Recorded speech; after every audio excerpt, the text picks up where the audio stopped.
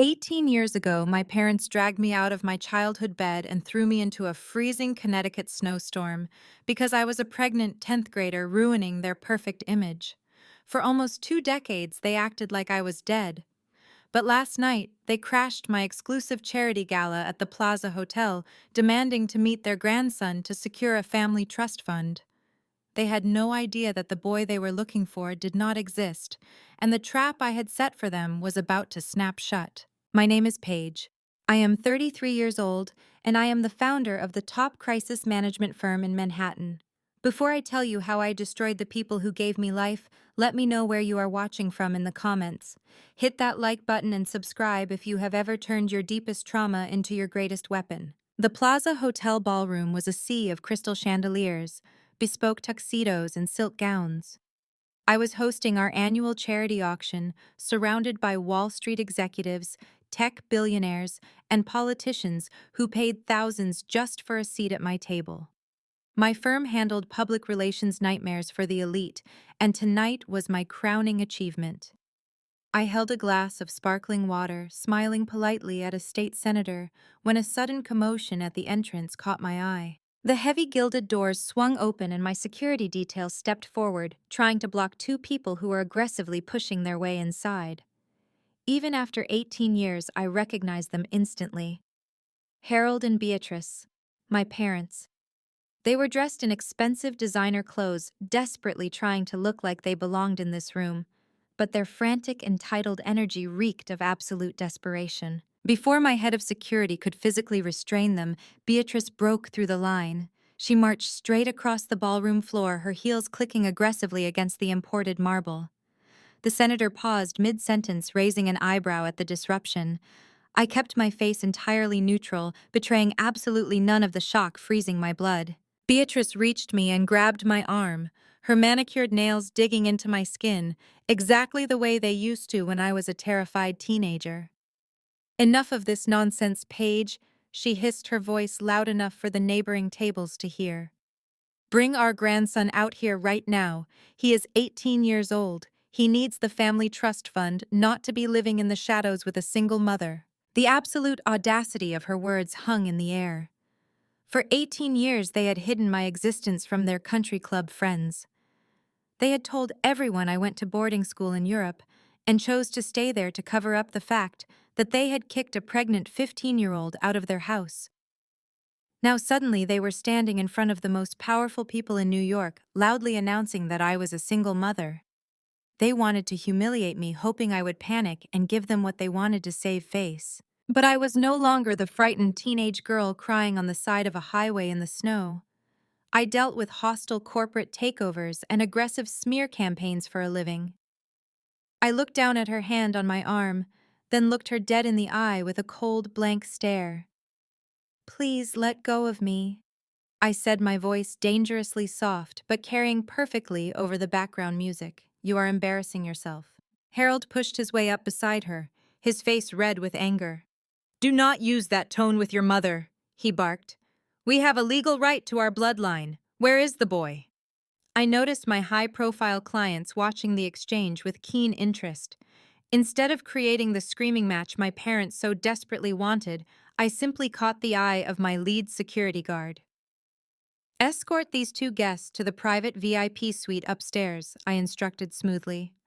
"I will deal with them in a moment." Beatrice tried to resist, but two massive guards gently but firmly flanked them, guiding them toward the elevators. I turned back to the senator with a practiced, easy smile. "I apologize for the interruption," I said smoothly.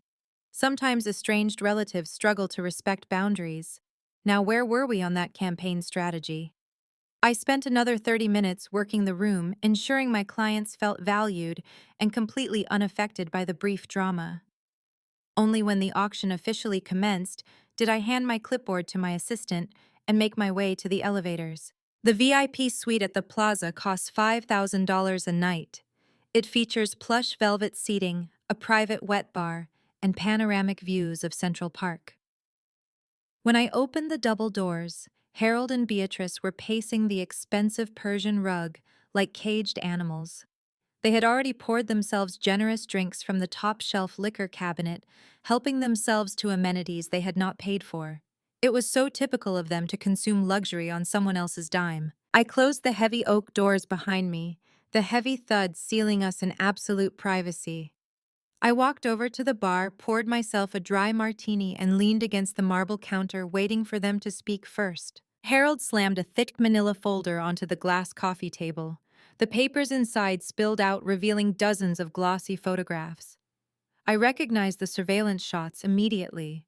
They were pictures of me walking out of high-end restaurants, entering my private office building, and getting into my town car. In every single photo, I was accompanied by a tall, broad-shouldered young man wearing a dark suit, his face always conveniently obscured by a baseball cap, a pair of sunglasses, or the angle of the camera. "Do not play games with us, Paige," Harold yelled, pointing a trembling finger at the photos. "We hired a private investigator. We know you have been parading him around town. We know he just turned 18. Beatrice stepped forward, crossing her arms over her chest. Her eyes swept over my tailored designer suit, taking in the wealth I had accumulated without a single dime of support from them. "We are willing to let bygones be bygones," she said, using that fake magnanimous tone I absolutely despised. "We know raising a boy alone is hard.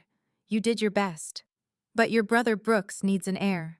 The family business requires the trust fund to be unlocked, and the trust dictates it must go to the firstborn male descendant. Hand him over to us, and we will make sure you are compensated." I took a slow, deliberate sip of my martini. The expensive gin burned pleasantly down my throat. The sheer delusion of their demands was almost comical. They did not want to meet a grandson to love him. They did not care about the 18 years they had missed.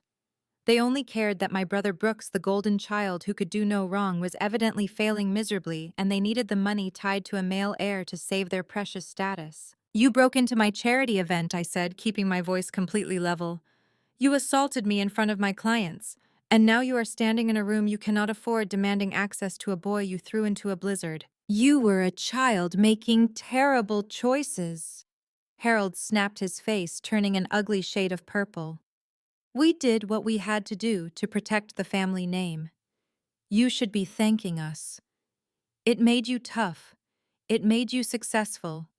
Now do your duty to this family and bring the boy to our estate tomorrow. We have lawyers waiting to draw up the custody and trust transfer papers." I looked at the photos on the table. The young man in the pictures, the expensive clothes, the careful positioning to ensure paparazzi caught us together. It had all worked flawlessly. They had swallowed the bait whole. I set my martini glass down on the marble counter with a sharp clink. I walked slowly toward the door, my heels sinking into the thick carpet. I paused with my hand on the brass handle and looked back at the two people who had given me life and then tried to destroy it. "A grandson," I repeated, letting a cold, mocking laugh escape my lips. "Oh, you mean the disgraceful piece of trash you cursed and wished death upon 18 years ago." Beatrice opened her mouth to argue, her face twisting in sudden apprehension at my tone. I opened the door and stepped out into the hallway. "Enjoy the view," I said over my shoulder. "The room is under your name, Harold. The bill is $5,000 plus whatever you just drank from the minibar. Do not ever touch me again, or my security will throw you out of this hotel with a lot less grace than they did tonight." I let the heavy door slam shut, cutting off Harold's furious shouting. I walked down the quiet, carpeted hallway, pulling my phone from my pocket. I sent a quick text to my lead investigator. "The hook is set. They bought the entire illusion. Prepare the financial traps for Brooks." I rode the elevator back down to my gala, feeling a sense of absolute clarity. They had come looking for a savior to bail out their failing empire. They had come looking for a naive, desperate single mother they could easily manipulate. But they had found me instead. And I was going to let them dig their own graves with their unimaginable greed. The morning sun hit the floor-to-ceiling windows of my midtown Manhattan office, casting long shadows across my mahogany desk. I was reviewing the overnight media coverage of the charity gala when my intercom buzzed. My assistant sounded panicked. She said a man had bypassed security on the ground floor and was demanding to see me. Before I could even press the button to reply, the heavy glass door to my office swung open and Brooks walked in. He was 38 now, but he still carried himself with the arrogant swagger of a frat boy who had never faced a single consequence in his life. He wore a custom Italian suit that looked a few seasons old. His hairline was receding, and his eyes carried the frantic, jittery energy of a man drowning in debt. He was the golden child our parents had praised since we were kids, the one who could do absolutely no wrong. "Nice place you have here, little sister," Brooks said, spreading his arms as if he owned the room. "A bit flashy, but I suppose it works for your brand." I did not stand up. I simply leaned back in my leather chair and folded my hands. "You have exactly 2 minutes to explain why you are trespassing before I have my security team physically remove you, Brooks." He laughed, a forced, hollow sound. He walked over to my private minibar and poured himself a glass of sparkling water without asking. "Come on, Paige, we are family." Mom and Dad told me about the little misunderstanding at the hotel last night. I came to smooth things over. You know how Dad gets when his blood pressure spikes. We just want to make things right. Breaking into a private event and demanding access to a child they abandoned is not a misunderstanding, I replied coldly. It is harassment. Brooks sat down in the chair across from my desk, crossing his legs, so his designer socks showed. He leaned forward, adopting his best sympathetic face. "Look, Paige, we all know the past was complicated. But you have to see the bigger picture here. Mom and Dad kicking you out in the snow was not about cruelty. It was tough love." I stared at him. The sheer audacity of his words was staggering. "Tough love," I repeated, my voice dangerously quiet. I was 15 years old. I was pregnant.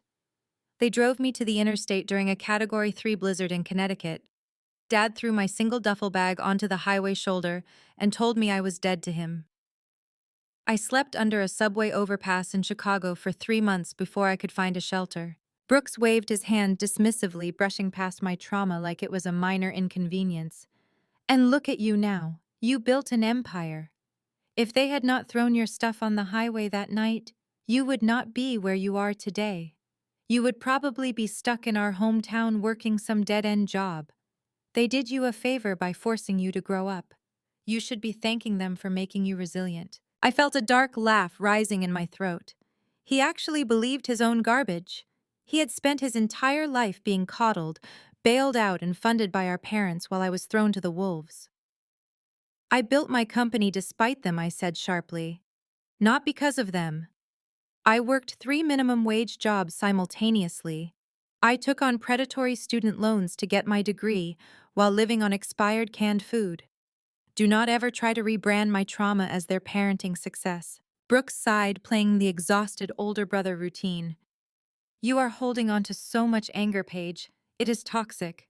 We are here now. We want to make amends. We want to embrace your son and give him the future he deserves. The family business needs a fresh face. He needs to know his roots." I leaned forward, resting my elbows on the desk. "You mean the family business that is currently bleeding cash? Do not play the benevolent uncle with me, Brooks. You do not care about a nephew. You care about the grandfather's trust fund, the one that only unlocks for a male heir of legal age." Brooks flinched. A tiny crack appeared in his arrogant facade. "I do not know what you are talking about. The company is going through a minor restructuring. That is all." "Do not insult my intelligence," I said. "I handle corporate crises for a living. I know a sinking ship when I see one. But let us talk about the past, since you love revisiting it so much. Let us talk about why Mom and Dad were already looking for an excuse to throw me out long before they found out I was pregnant." Brooks shifted in his seat. "You were always acting out. You were rebellious." "I was a straight-A student," I corrected him. "I stayed in my room and read books. You were the one acting out, Brooks. Do you remember the summer before I got kicked out? The summer $30,000 magically disappeared from Dad's emergency business account." Brooks swallowed hard. The color began to drain from his face. "That was a banking error. Dad sorted it out." "It was not an error," I said, my voice dropping to a lethal whisper. "You took that money. You owed a massive gambling debt to a bookie in Atlantic City. You forged Dad's signature. And when the bank called to verify the transfer, you panicked. You told Mom and Dad that I had stolen the checkbook. You planted the withdrawal slips in my backpack. You are crazy, Brooks stammered, looking toward the door. You are making things up to justify your own bad choices. I saw you do it, I stated clearly. I caught you hiding the slips under my mattress. When I confronted you, you threatened to tell them I was sneaking out at night to do drugs. You knew they would believe their golden boy over the daughter they barely tolerated. You needed a scapegoat. So when I got pregnant a few months later, it was the perfect storm for you. You convinced them I was a delinquent thief who got knocked up and brought shame to the family name. You practically packed my bags for them. Brooks stood up, pacing the length of my office. He was breathing heavily. You have no proof of any of that. It was almost 2 decades ago. You are just a bitter woman holding a grudge. I do not need proof from 18 years ago, I said smoothly, picking up a sleek silver pen and twirling it between my fingers. Because your habits never changed. You are still gambling, Brooks. You are still stealing. Only this time you are stealing from the corporate accounts. And this time there is no teenage sister around to take the fall for your spectacular failures. Brooks stopped pacing. He stared at me with pure, unadulterated panic. The golden boy mask had completely shattered, leaving only a desperate, pathetic man in an expensive suit. You need to bring the boy to us, Brooks said, his voice trembling slightly. If you do not let him claim the trust, the entire estate defaults. We lose the house. We lose the firm. You cannot do that to your own family. I can, I replied. And I will. My security team is waiting outside the door. Brooks, your 2 minutes are up. Get out of my office before I have you thrown out. And tell Harold and Beatrice that if they ever ambush me in public again, I will ensure the media knows exactly why the great family empire is facing bankruptcy. Brooks backed away toward the door, his hands clenched into fists. He opened his mouth to hurl another insult, but my cold stare silenced him. He turned and practically ran out of the office, the heavy glass door slamming shut behind him. I sat alone in the quiet luxury of my workspace. The first phase of their destruction was complete. They were desperate. They were panicked. And they still firmly believed that my supposed son was their ultimate salvation. They had no idea that they were currently fighting over a ghost. He did not even make it to the elevator banks. Less than a minute after he had stormed out of my office, the heavy glass door swung violently open again. Brooks marched back inside his chest, heaving his face slick with a desperate sweat. The arrogant swagger was completely gone. He planted both hands flat on my mahogany desk, leaning over like a cornered animal. You have to listen to me, Paige, he pleaded, his voice cracking. You do not understand what is at stake here. Mom and Dad are going to lose everything. I am going to lose everything. You cannot just turn your back on your own flesh and blood. I slowly stood up, pushing my leather chair back. I walked over to my personal safe in the corner of the room and unlocked it. I pulled out a thick, heavy dossier bound in a red cover. My crisis management team had spent the last 2 months quietly compiling every single financial record associated with our family name. I walked back to my desk, lifted the heavy stack of papers, and threw it directly into his chest. The folder hit him hard. The clasp broke, and dozens of financial statements, bank notices, and foreclosure warnings fluttered through the air, raining down on the imported rug around his designer shoes. I understand exactly what is at stake, Brooks, I said, my voice dropping to a lethal calm. I understand that the great family empire is a rotting corpse. I understand that your corporate accounts are overdrawn. I understand that you have defaulted on 3 major commercial loans in the past 6 months. You are $20 million in debt. You have bankrupted the legacy. Brooks stared down at the scattered papers, his mouth opening and closing like a suffocating fish. He dropped to his knees, frantically gathering the confidential documents, trying to hide the bold red numbers that spelled out his absolute failure. How did you get these? He whispered, his hands shaking violently as he clutched a notice of default. These are sealed corporate records. No one outside the board knows about this. I am the best crisis manager in New York, I stated, looking down at him with pure disgust. My job is to know every dirty secret before the media does. You ran the company straight into the ground. You spent the last decade funding your gambling addiction, your sports cars, and your pathetic vanity projects using company credit. Harold and Beatrice remortgaged the family estate twice just to cover your tracks. You are totally and completely ruined. He scrambled to his feet, clutching the messy stack of papers to his chest. Which is exactly why we need the boy page. Please, if the creditors find out we are insolvent, we are going to prison. You have to let us see your son. And there it is. I smiled a sharp, predatory smile. The grand reveal. This has absolutely nothing to do with family reconciliation. This has nothing to do with you or mom or dad feeling remorse for throwing a pregnant 15-year-old out into a blizzard. You do not want to meet my son to apologize. You want to meet him because you are bloodthirsty for the only lifeline you have left. Brooks swallowed hard, unable to meet my eyes. Let us talk about grandfather's trust fund. I continued circling my desk and stepping closer to him. Grandfather always knew you were a reckless fool, Brooks. He knew Dad was an incompetent coward who cared more about country club memberships than honest work. That is why Grandfather locked away his personal fortune before he died. He put $50 million into an ironclad generations skipping trust, and he wrote a very specific patriarch clause into the contract. I watched the last drop of color drain from Brooks's face. He knew that I knew everything. The money only unlocks when a male great-grandson of the direct bloodline turns 18 years old, I said, articulating every single word. For 18 years, you all thought that money was lost forever because you never had children. You thought the trust would eventually dissolve and go to charity. But then you saw the paparazzi photos of me with an 18-year-old boy. You did the math.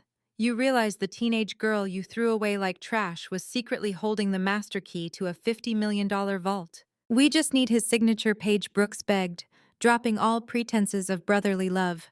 His voice was whining, pathetic, and stripped of all dignity. He just has to come to the bank with us and sign the release authorization. We will give him a cut. We will give you a cut. $5 million, $10 million. Whatever you want. You can have whatever you want. Just give us the boy for one afternoon. I looked at him, feeling a wave of absolute revulsion. They had not changed. They had only grown more monstrous. They were willing to use a young boy as a human ATM machine to wipe away their $20 million debt, and then they would undoubtedly toss him aside just as easily as they had tossed me. You want to rent my son to commit financial fraud? I stated clearly, ensuring the hidden cameras in my office captured his exact intent. You want to march an 18-year-old boy into a bank, claim him as the beloved heir you raised, and force him to sign over a fortune to save your miserable skins. We are family, Brooks cried out, reaching a hand toward me. It is his duty to save the family. I slapped his hand away so hard the sound echoed in the large room. You have no family, I hissed, my eyes locking onto his terrified gaze. You have creditors. You have unpaid loans. You have the threat of federal prison hanging over your head. But you do not have a nephew. You do not have a sister. Brooks stumbled backward, clutching the crumpled financial papers. If you do not help us, Dad will lose his mind. Mom will end up on the street. Do you really want that on your conscience? My conscience is perfectly clear, I replied, walking back to my desk and pressing the security buzzer. I slept on frozen concrete while you drank champagne paid for by my stolen savings. I survived. Now it is your turn to see how cold the real world is.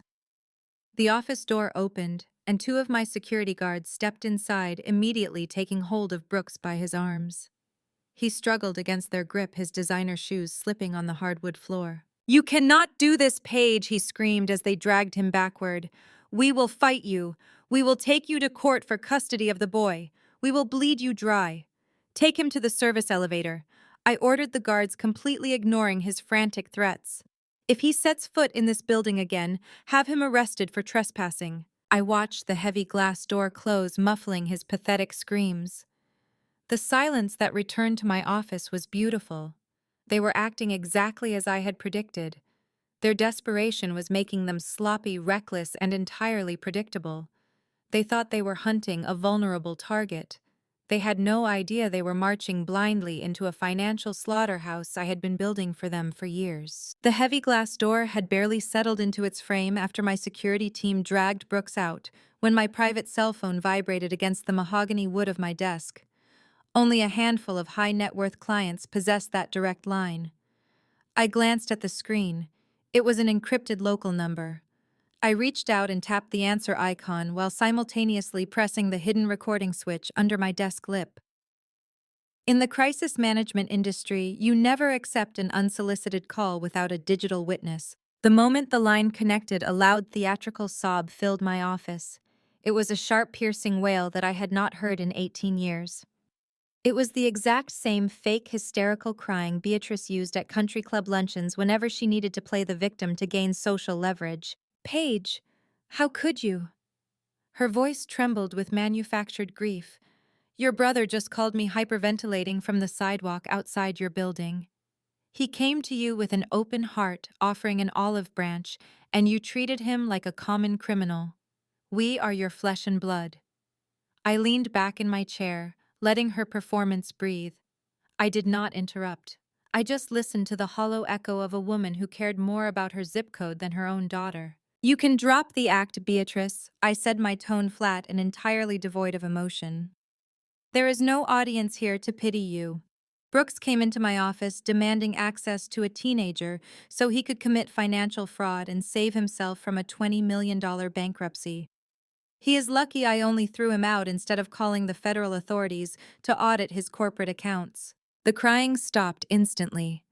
The weeping mother vanished, replaced immediately by the cold, calculating socialite who had once watched my father toss my belongings into a blizzard without shedding a single tear. You listen to me, you arrogant little brat, Beatrice hissed, the venom practically dripping through the speaker.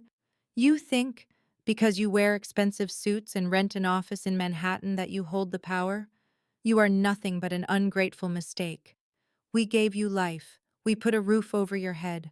We fed you. And the moment you got yourself knocked up like some street trash, you brought shame to our entire lineage. I looked out the window at the sprawling concrete jungle below. She was reciting the exact same script she used the night they disowned me. The entitlement was sickening. They truly believed providing basic biological necessities gave them the right to own my soul. But we are willing to forgive your disgusting past. Beatrice continued, her voice adopting a sharp, businesslike edge. Because right now, you have something that belongs to this family. That boy carries our name.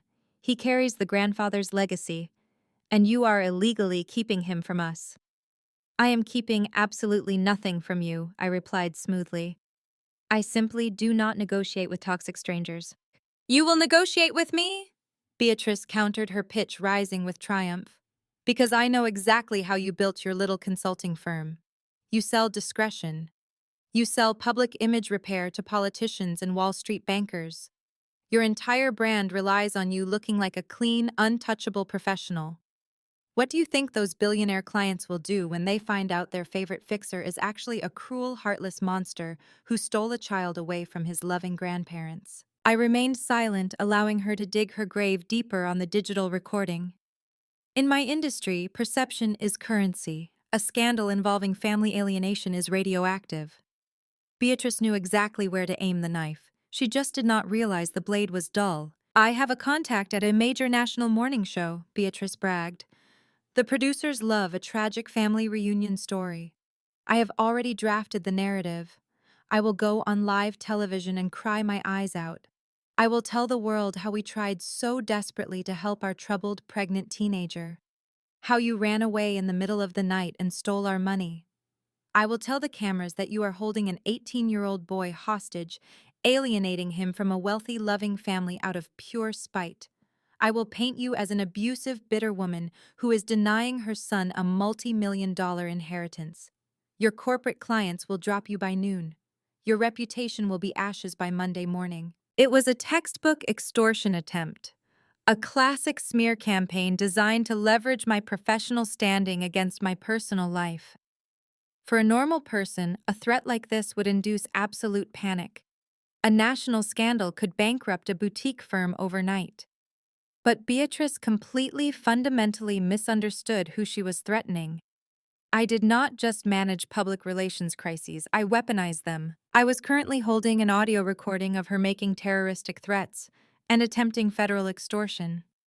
It was a beautiful piece of evidence to add to the arsenal I was building against them. You have 3 days. Paige, Beatrice demanded, laying down her ultimatum with supreme arrogance. 3 days to bring my grandson to our townhouse for dinner. You will bring him to us, and you will let us take family photographs. You will let us introduce him to the trust attorneys.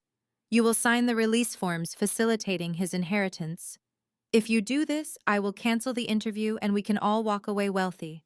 If you refuse, I will destroy your company before the weekend. Do you understand me? I looked down at the blinking red recording light on my desk console. They were so blinded by their own greed that they were handing me the exact tools I needed to obliterate them. I did not block the number.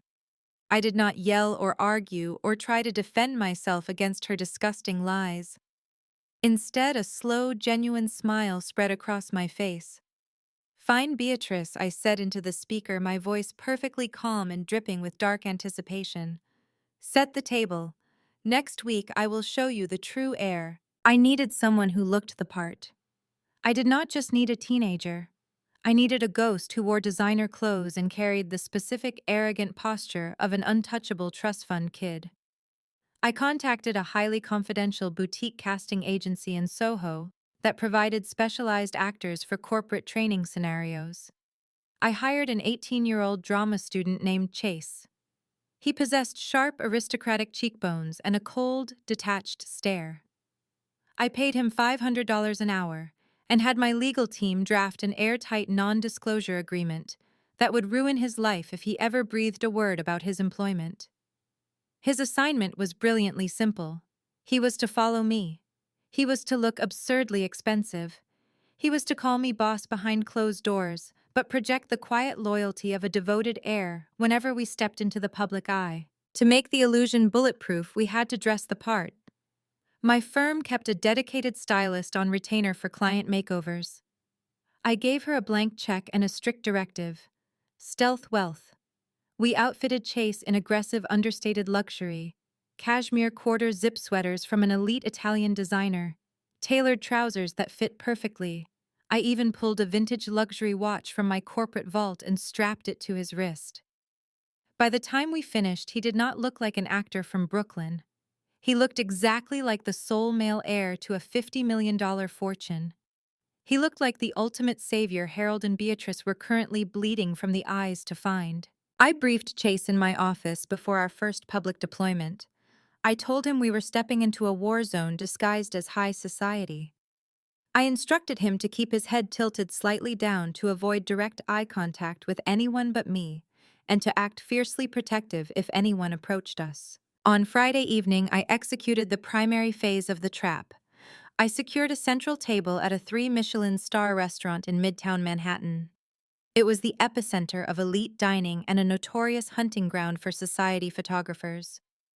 I walked through the grand mahogany doors wearing a razor-sharp crimson suit.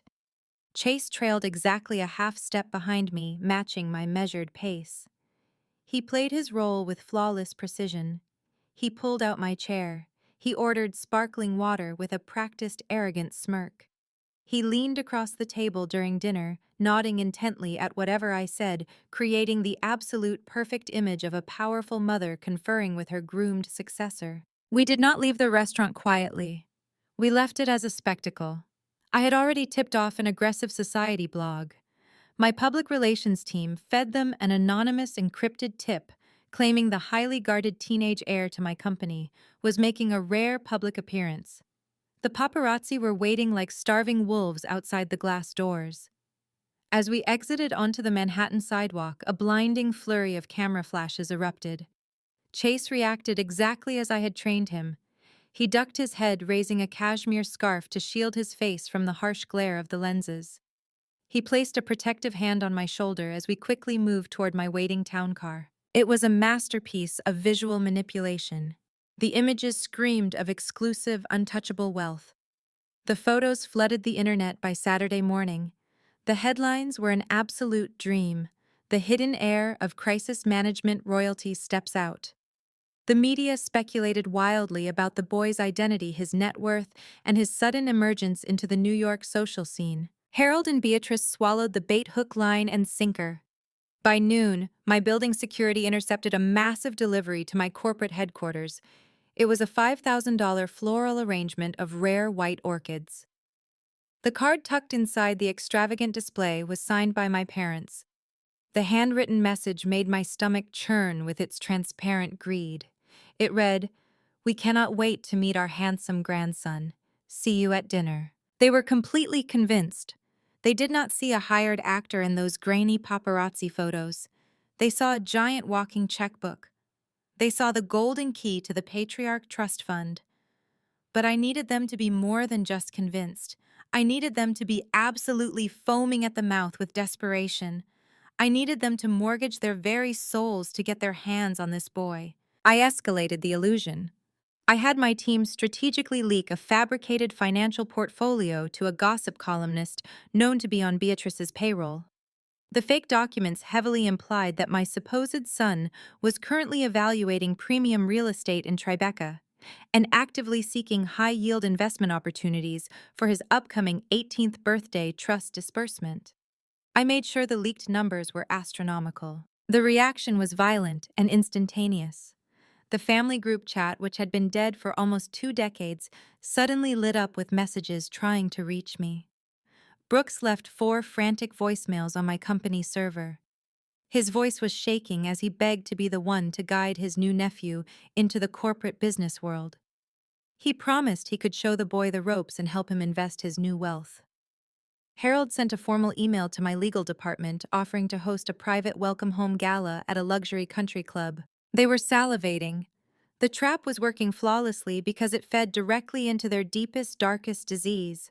Their greed eclipsed their logic. They did not question why I had suddenly brought him into the light. They only cared about securing their proximity to the cash. They were so desperate to save their bankrupt empire that they blindly charged straight toward the slaughterhouse I had meticulously built for them. I sat in my office reading their desperate emails and listening to their pathetic voicemails. The game was set. The pieces were moving exactly as I commanded. I replied to Beatrice's floral delivery with a single cold text message. "Dinner is at 8. Do not be late." The fabricated media frenzy worked exactly as I intended. Harold and Beatrice were completely blinded by the blinding flash of the paparazzi cameras and the staggering net worth implied by the leaked financial portfolios. They realized very quickly that a simple invitation to a family dinner would never be enough to lure an 18-year-old billionaire heir away from my control. In their twisted traditional minds, they believed that a young man raised by a strict single mother would crave nothing more than absolute independence and unfiltered luxury. Harold decided he needed a grand gesture. He needed to offer my supposed son a gilded cage so irresistible that the boy would gladly turn his back on me and sign the trust fund release forms. Harold set his sights on the ultimate status symbol of New York elite society. He went hunting for a sprawling ultra-luxury penthouse in Tribeca. He wanted floor-to-ceiling glass private elevator access, a rooftop infinity pool, and a zip code that screamed untouchable wealth. He wanted to hand the boy the keys to a $30 million sky mansion and say, "This is what the family legacy can give you." But Harold had a massive problem. The family business was bleeding cash and his personal accounts were heavily monitored by nervous creditors. To buy a property of that magnitude in cash and close the deal before our scheduled dinner, Harold had to commit absolute financial suicide. I sat at my desk and watched his destruction unfold in real time through the encrypted reports my financial analysts fed me. Harold called his wealth managers in a state of absolute panic. He ordered a fire sale of his last remaining assets. He completely liquidated his final 20% of voting shares in the family corporation. The market smelled blood in the water, and his brokers sold the shares at a catastrophic loss just to generate immediate liquid capital. Even after draining his stock portfolios and emptying his retirement accounts, Harold was still millions of dollars short of the asking price. Desperation makes arrogant men incredibly stupid. Instead of stepping back, Harold doubled down. He bypassed traditional banking institutions knowing his credit score and debt-to-income ratio would trigger an immediate rejection. He went directly to the shadow market. He contacted an aggressive private equity lending group known for predatory interest rates and unforgiving collection tactics. Harold took out a massive high-yield bridge loan. He leveraged everything he had left. He put up the family estate, the cars, and his personal life insurance policies as collateral. He signed a contract with an extortionate interest rate, convinced that this was merely a temporary risk. In his mind, he was making a brilliant tactical investment. He firmly believed that once he handed the penthouse keys to his new grandson, the boy would unlock the $50 million Patriarch Trust Fund and easily wipe out the bridge loan. Harold was betting his entire existence on a ghost. My encrypted private line buzzed, breaking the quiet hum of my office. It was Donovan, my lead director of real estate acquisitions. I answered the call and put it on speakerphone, leaning back in my leather chair. The target took the bait completely. Donovan said, his voice crisp and professional. He just wired the non-refundable deposit into the escrow account. He signed the preliminary purchasing agreements an hour ago. He was so frantic to expedite the closing process that he waived his right to a standard legal review. He accepted the property as is and agreed to the accelerated transfer terms. I opened the secure portal on my tablet and pulled up the digitized contract. There was Harold's signature slashed aggressively across the bottom of the screen in thick black digital ink. I traced the signature with my fingertip, feeling a cold, deep sense of satisfaction radiating through my chest. Harold thought he was outsmarting me. He thought he was buying a $30 million fortress from an anonymous overseas limited liability corporation. He believed he was securing the ultimate weapon to steal my son and destroy my influence. What Harold did not know, and what his rushed legal negligence prevented him from discovering, was the true ownership of that holding company. The anonymous corporation selling the Tribeca penthouse was a direct subsidiary of Lost Sun Ventures. It was my venture capital fund. I owned the building. I owned the penthouse. Harold had just liquidated his entire life savings, borrowed millions from ruthless loan sharks, and wired every single dollar directly into my corporate bank accounts. He was literally paying me to orchestrate his ruin. He had handed me the deed to his own destruction. "Is the money cleared?" I asked, staring at the brilliant red numbers on my screen. "The wire transfer is fully authenticated and locked in our accounts," Donovan confirmed. "The bridge loan cleared their side 10 minutes ago. He is officially leveraged beyond the point of no return. If he defaults on this, he loses the family estate by the end of the month. Shall I execute the final countersignature on the deed transfer?" I looked out at the Manhattan skyline. 18 years ago, this man had thrown my only suitcase onto a freezing highway shoulder because I was a financial liability to his pristine reputation. Now he was willingly stripping himself of every asset he possessed just to impress an actor I hired for $500 an hour. The poetic justice was intoxicating. "Execute the sale," I commanded, my voice steady and hard. "Take his money, Donovan. Take every last cent. Let him hold the keys. Let him think he has won." I ended the call and pressed my thumb against the biometric scanner on my tablet, authorizing the final transfer. The screen flashed green, confirming the transaction. I smiled a slow, dangerous smile in the quiet of my office. Harold was now officially destitute on paper. His entire future, his home, his legacy, and his freedom from predatory lenders rested entirely on the shoulders of an 18-year-old boy who did not exist. He had built his own trap, walked inside, and handed me the padlock.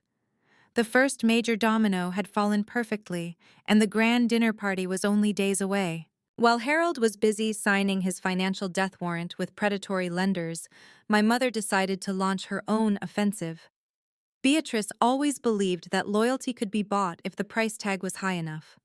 She assumed that an 18-year-old boy raised by a single mother would have a weak spot for aggressive, ostentatious wealth. She wanted to bypass me entirely and speak directly to the boy's greed. The following Tuesday, my head of security stepped into my office, carrying 2 items that had been delivered by a specialized armored courier. He placed them carefully on my mahogany desk and stepped back. One was a heavy velvet box lined with white silk. Inside rested a platinum Rolex Daytona gleaming under the recessed lighting of my office. Next to it was a polished ebony case containing the sleek metallic keys to a brand new Porsche 911 Turbo. Tucked beneath the watch was a thick cream-colored envelope stamped with the family crest. I picked up the envelope and sliced it open with my silver letter opener.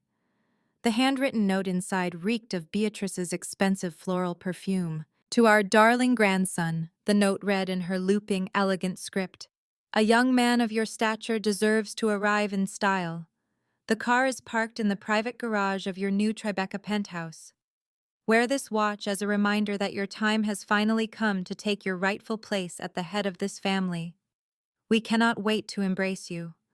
All our love, Grandma Beatrice. I let out a harsh, humorless laugh. Grandma Beatrice. The sheer hypocrisy was enough to make my stomach turn. 18 years ago, she stood on the front porch of our Connecticut estate, wrapped in a cashmere shawl, and watched my father drag me out into a Category 3 blizzard. Just before the heavy oak door slammed shut, she had thrown a plastic emergency credit card onto the frozen porch.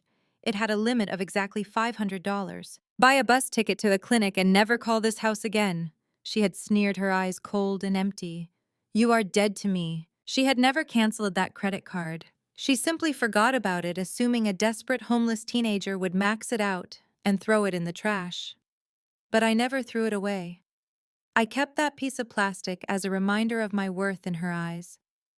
Years later, when I launched my crisis management firm and built a shadow cyber division to investigate corporate embezzlement, I handed that card to my lead security hacker. It took him less than an hour to bypass the outdated security protocols, trace the routing numbers back to Beatrice's master banking portfolio, and quietly establish administrative proxy control over her primary platinum accounts. For a decade, I had possessed the digital keys to her financial kingdom. I just never had a reason to use them until today. I looked down at the platinum Rolex and the Porsche keys. She was trying to buy the ghost of my dead child to save her sinking social empire. She wanted to play games with money. I was going to show her exactly how much a crisis management CEO charged for unsolicited garbage. I pressed the intercom button on my desk. Send in the mailroom supervisor and tell accounting. I need a specialized corporate invoice drafted immediately, I commanded. 5 minutes later, my staff stood before me. I pointed to the luxury items on my desk. Take these out of their velvet boxes, I instructed. I want them thrown into a standard cheap cardboard shipping box. Do not use bubble wrap. Use shredded newspaper. Tape it up with heavy industrial duct tape. Make it look like a package of rejected junk. My mailroom supervisor nodded, scooping up the Rolex and the car keys without a hint of hesitation. I turned to my accounting director. Draft a formal, legally binding invoice on our heaviest corporate letterhead, I said. Bill it directly to Beatrice. Itemize the charges as hazardous waste processing and unsolicited trash storage fees. Make the total exactly $10,000. He typed rapidly on his tablet. How would you like the invoice processed, boss? Do not send it to collections.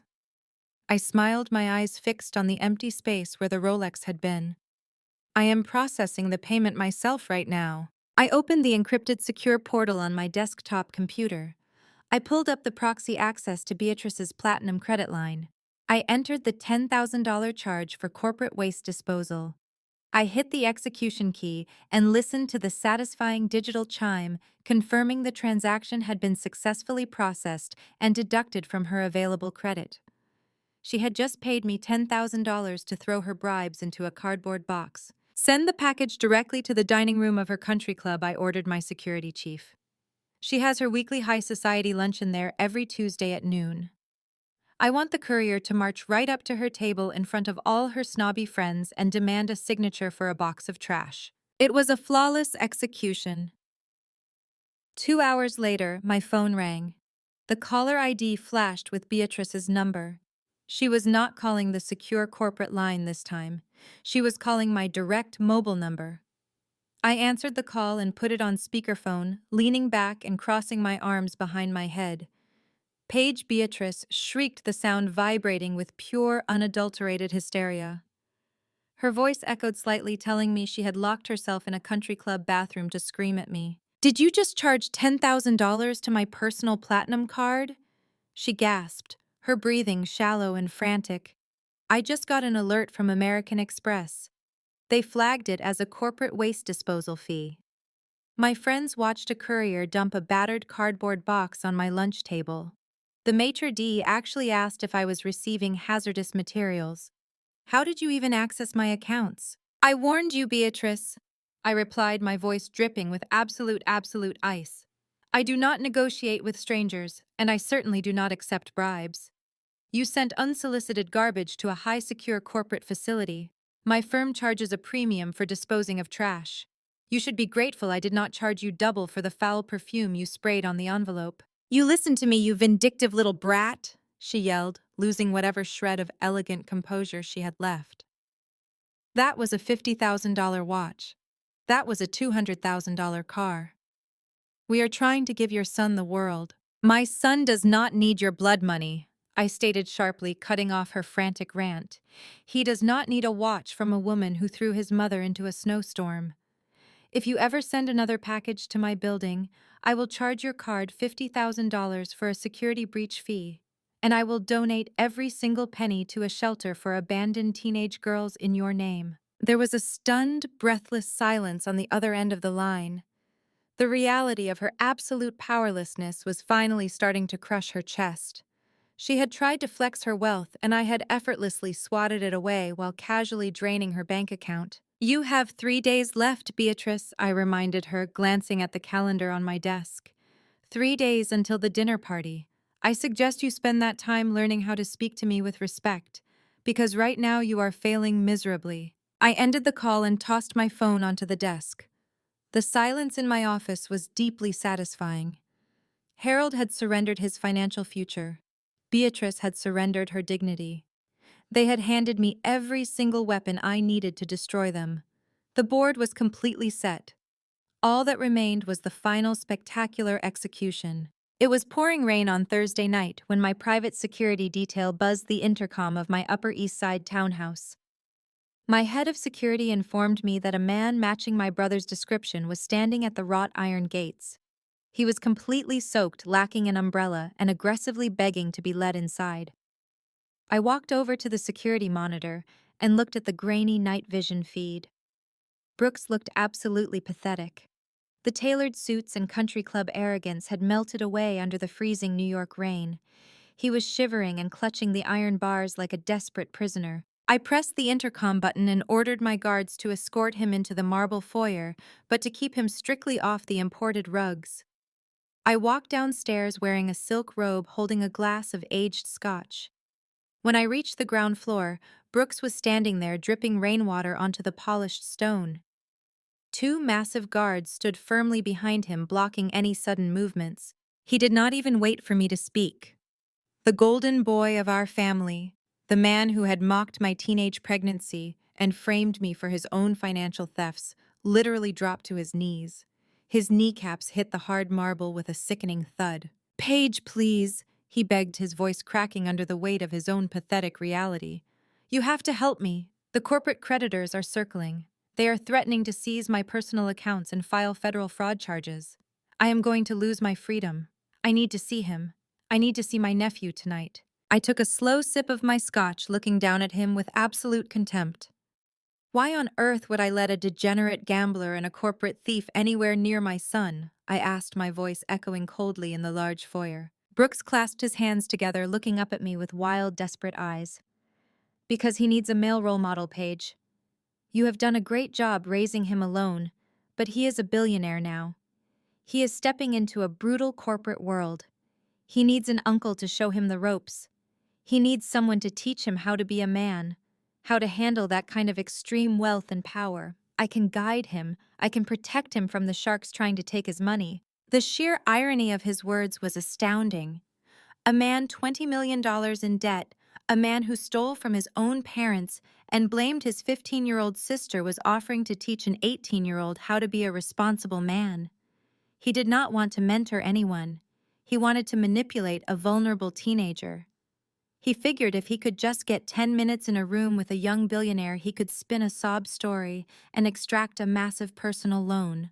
He viewed my supposed son as his own private bailout fund. I turned away from him and walked over to the sleek console table against the wall. I opened the top drawer and pulled out a thick legal document bound in a dark blue cover.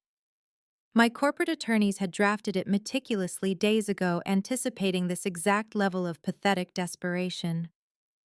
I walked back and dropped the document onto the marble floor right in front of his wet knees. I tossed a heavy gold pen down beside it. "What is this?" Brooks asked, staring at the thick stack of paper. "That is your entry ticket," I stated smoothly. "It is an irrevocable relinquishment of rights.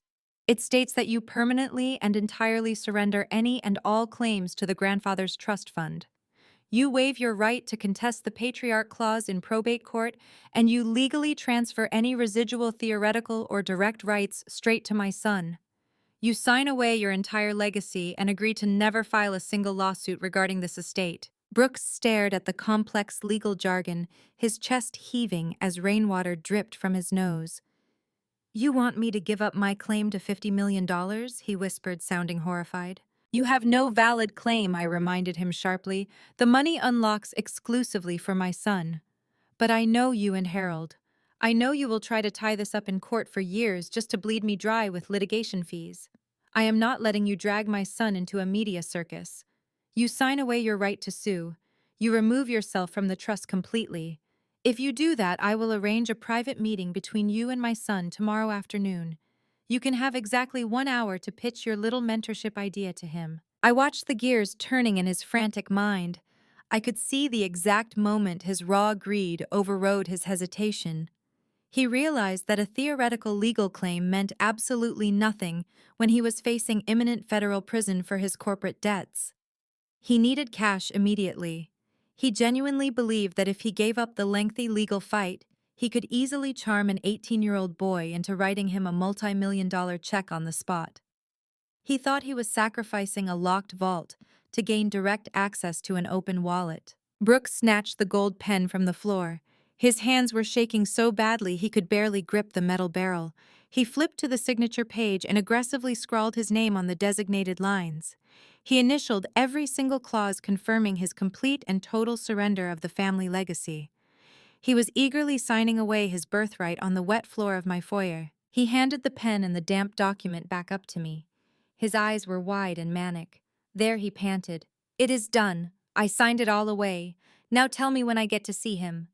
I carefully inspected the signatures, verifying that every line was legally binding and properly initialed.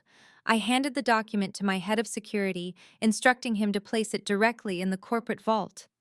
Then I looked back down at the soaking wet man kneeling in my home. "Your meeting is scheduled for tomorrow at noon," I said smoothly, my voice devoid of any warmth. "My assistant will email you the address. Now get off my floor. You are ruining the marble." I turned my back on him and walked up the grand staircase, taking another slow sip of my scotch. I heard the guards drag him to his feet and shove him out the front door into the freezing rain. He thought he had just secured his salvation. He had no idea he had just legally amputated himself from the only fortune that could have ever saved him. And tomorrow, when he showed up to meet his wealthy nephew, he was going to find out exactly what happens when you try to con a woman who has nothing left to lose. I instructed my boutique stationery designer to spare absolutely no expense. If you want to catch a monster, you have to use the right bait. For Harold and Beatrice, the ultimate bait was unrelenting, arrogant luxury. The invitations were printed on heavy, imported cotton cardstock with thick beveled edges dipped in liquid gold. The calligraphy was done by hand in a sharp, sweeping black ink. I chose a deep blood-red wax for the seal, pressing my corporate crest into the center. The text was masterfully simple and devastatingly effective. It requested the honor of their presence at my private oceanfront estate in the Hamptons for a highly exclusive black tie gala. The occasion was printed in bold, capitalized letters. The formal introduction of the heir. I dispatched a private armored courier to hand-deliver the envelope to their heavily mortgaged Connecticut estate. I did not just send an invitation. I sent a declaration of surrender. Or at least that is exactly what I needed them to believe it was. My intelligence network had their property under close digital surveillance. Less than 20 minutes after the courier drove away from their wrought iron gates, my phone lit up with updates. My executive assistant Quinn walked into my office holding a tablet with a satisfied smirk on her face. "They took it," Quinn reported, sliding the tablet onto my desk. "Harold just called his primary bridge loan creditor. He promised them a full payoff with penalties by Monday morning. He told them he is attending a private signing ceremony at your estate this weekend to activate a multi-million-dollar family trust." I smiled, tracing the rim of my coffee cup. Harold was so blinded by his own financial terror that he was already spending money he did not have from a boy who did not exist. But the arrogance did not stop there. Within hours, Harold and Beatrice completely hijacked the event. They assumed that because I was formally presenting the boy, I was also giving them the floor to claim him. They began calling their entire social and professional network. They invited the senior partners of the estate law firm that managed the grandfather's trust, demanding they bring the official transfer authorization documents directly to the party. They invited aggressive corporate bankers. They even reached out to the old money socialites who had completely shunned me when I was a pregnant teenager. Beatrice was working the phones like a desperate telemarketer. She called aunts, uncles, and distant cousins who had not spoken my name in 18 years. She framed the entire narrative as a triumphant family reunion. She told them that her rebellious runaway daughter was finally bringing the precious grandson home to take his rightful place at the head of the empire. She wanted an audience. She wanted a crowd of high society elites to witness her ultimate victory, to see her standing beside a $50 million teenager while I obediently handed over the reins. Every time they added a new name to the guest list, the security team at my Hamptons estate flagged it for my approval. I approved every single one. I authorized the entry of the ruthless bankers. I welcomed the greedy trust lawyers. I rolled out the red carpet for every single hypocritical relative who had watched me get thrown out into the snow without lifting a single finger to help me. They thought they were assembling a crowd to witness my total submission. They did not realize they were actually selling front-row tickets to their own public execution. They were doing the marketing for their own destruction. I left Manhattan on Thursday morning and took my private helicopter out to the Hamptons. The estate was a sprawling modern fortress of glass and steel perched directly on the edge of the Atlantic Ocean. It was intimidating, flawless, and entirely paid for by my own blood and sweat. I walked through the massive double doors and immediately began coordinating with my event planners. I ordered a Michelin-star catering team to prepare a decadent 5-course menu. I had cases of vintage champagne flown in from France. The floral arrangements featured thousands of rare black and crimson roses. I wanted the atmosphere to be overwhelmingly opulent, so that when the floor finally dropped out from under them, the contrast would be absolute. But the most important preparation was the audiovisual setup in the grand ballroom. I directed my tech team to install a massive high-definition screen directly behind the main speaker podium, carefully concealed behind a sweeping velvet curtain. I had them wire a flawless surround sound system, ensuring that every single whisper played through those speakers would be heard with crystal clarity by every guest in the room. I stood in the center of the empty ballroom testing the acoustics. I had spent 2 years quietly assembling the digital evidence of their crimes. I had the financial records, the illegal wire transfers, and the audio recordings. I had every single weapon loaded and locked into the control room server. My technical director handed me a small remote control. One press of a button would drop the velvet curtain. By Friday evening, the stage was perfectly set. The crystal glasses were polished, the red carpet was rolled out across the driveway. The security perimeter was locked down by a team of former military contractors dressed in immaculate black suits. I stood on the balcony of my master suite looking out at the dark, crashing waves of the ocean. Harold and Beatrice were currently driving toward my home in a leased luxury car they could not afford, wearing designer clothes they had bought on credit. They were practically vibrating with greed, bringing an army of witnesses to watch them claim their grand prize. They thought tomorrow night was going to be the resurrection of their miserable legacy. I took a deep breath of the cold ocean air, feeling a vicious thrill burning through my veins. Tomorrow night, I was going to burn their entire world to the ground. The line of luxury vehicles stretching down my private driveway looked like a high-end dealership inventory. Black town cars, silver sedans, and custom sports cars crawled past my security checkpoints. I stood on the mezzanine level looking down at the grand foyer as the guests spilled into my home. The string quartet I hired played softly in the corner, completely drowned out by the clinking of crystal champagne flutes and the loud, obnoxious chatter of the New York elite. Harold and Beatrice had arrived exactly on time, holding their heads high as if they possessed the deed to my estate. They immediately stationed themselves near the main entrance, acting as the unofficial hosts of a house they could never afford. I watched them with a glass of sparkling water in my hand, studying their performance. It was a masterclass in absolute delusion. Beatrice wore a diamond necklace she had undoubtedly purchased on a high-interest credit card specifically for this occasion. She grabbed the arm of a senior partner from the estate law firm, laughing loudly at something he said. I could hear her shrill voice echoing up the marble staircase.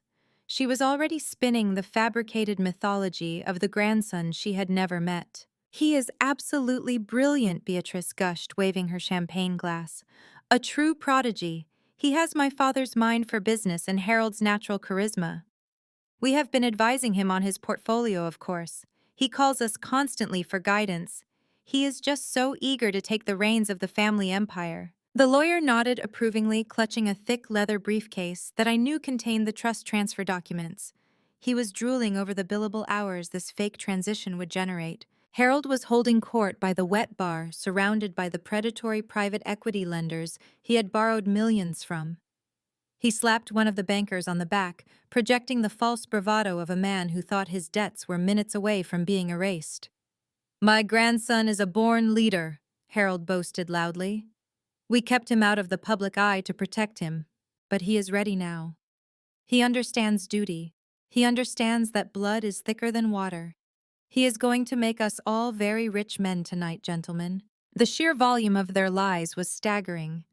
They were inventing a rich, detailed history with a boy they had only seen in blurry paparazzi photos.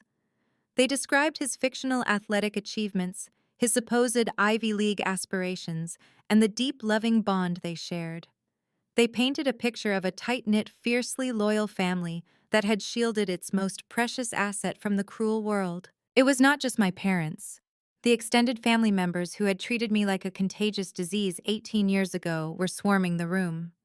Aunts who had gossiped about my teenage pregnancy, and uncles who had turned a blind eye when I was thrown into the snow, were now loudly praising my name. They admired the architectural details of my mansion and whispered about my massive net worth. They were acting as if they had always believed in me. They were circling like vultures, convinced that a $50 million trust fund activation meant a massive payout for the entire bloodline. I descended the sweeping glass staircase, my heels clicking rhythmically against the steps. The conversations halted as people noticed my approach. The sea of tailored suits and designer gowns parted to let me through. They looked at me with a mixture of awe, fear, and raw greed. "Paige, darling!"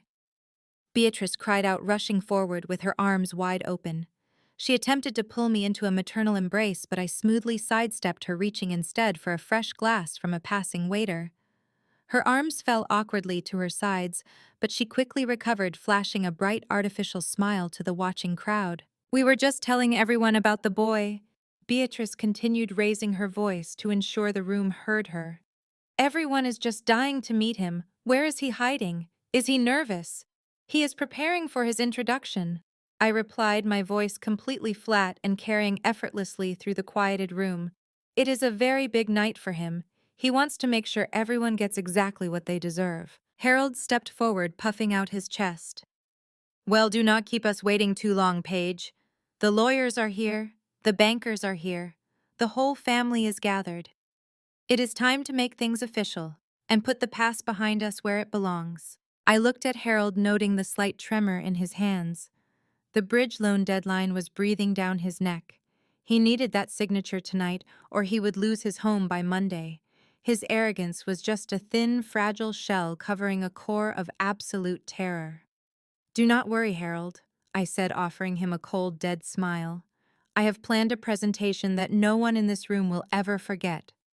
I promise you tonight will secure your legacy permanently." I signaled to my event coordinator, who subtly tapped her earpiece.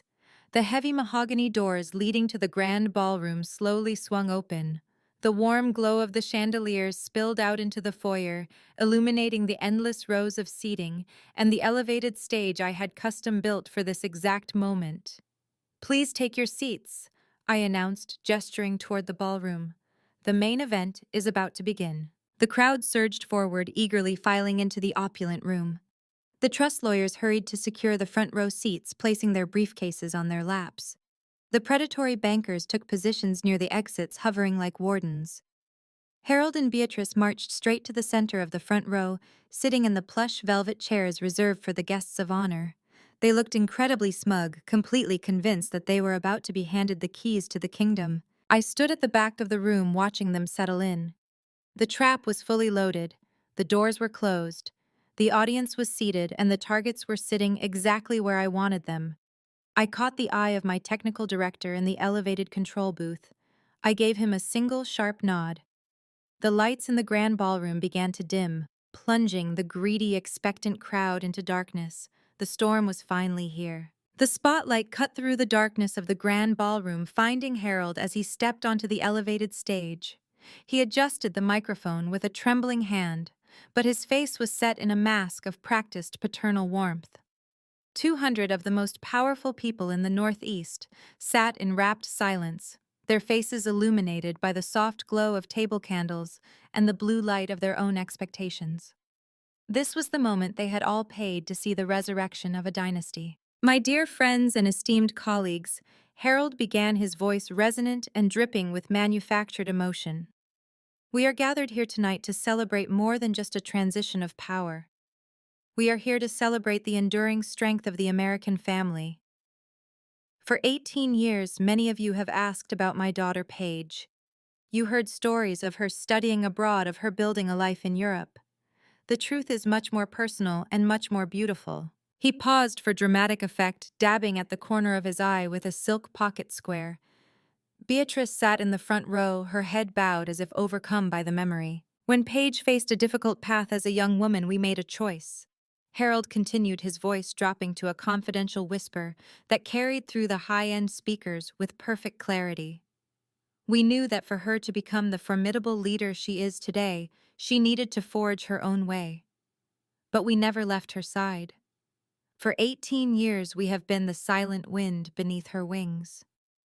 We provided the initial capital for her ventures. We monitored her progress from the shadows. And most importantly, we protected the privacy of our grandson until he was ready to carry the weight of the family name. A soft murmur of admiration rippled through the crowd. I saw a prominent venture capitalist nod to his wife. Harold was selling them a fairy tale of secret benevolence, and they were buying every word. He was rebranding 18 years of abandonment as a long-term strategic investment in my character. Tonight, Harold shouted, his arms spread wide as if to embrace the entire room. The wait is over. Today my grandson turns 18. Today the Patriarch Trust Fund activates. And today we welcome the next generation of our bloodline back to his rightful home. I have spent every day of the last 2 decades preparing for this moment. I have secured the assets. I have cleared the path, and now it is my greatest honor as a father and a grandfather to present to you the future of our legacy. He turned toward the grand mahogany doors at the back of the hall, his face alight with a greedy triumph. The crowd turned in their seats, their phones raised to capture the historic entrance of the mysterious billionaire heir. But the doors remained closed. Instead, the rhythmic clicking of a single pair of heels echoed from the balcony level. I stepped out from the shadows of the mezzanine into the harsh white glare of a secondary spotlight. I was not wearing a gown. I was wearing a razor-sharp crimson power suit that looked like a bloodstain against the white marble of the staircase. I held a wireless microphone in my right hand. I was alone. There was no chase. There was no teenage boy in a designer suit. There was only me. Harold froze on stage, his mouth still open from his last lie.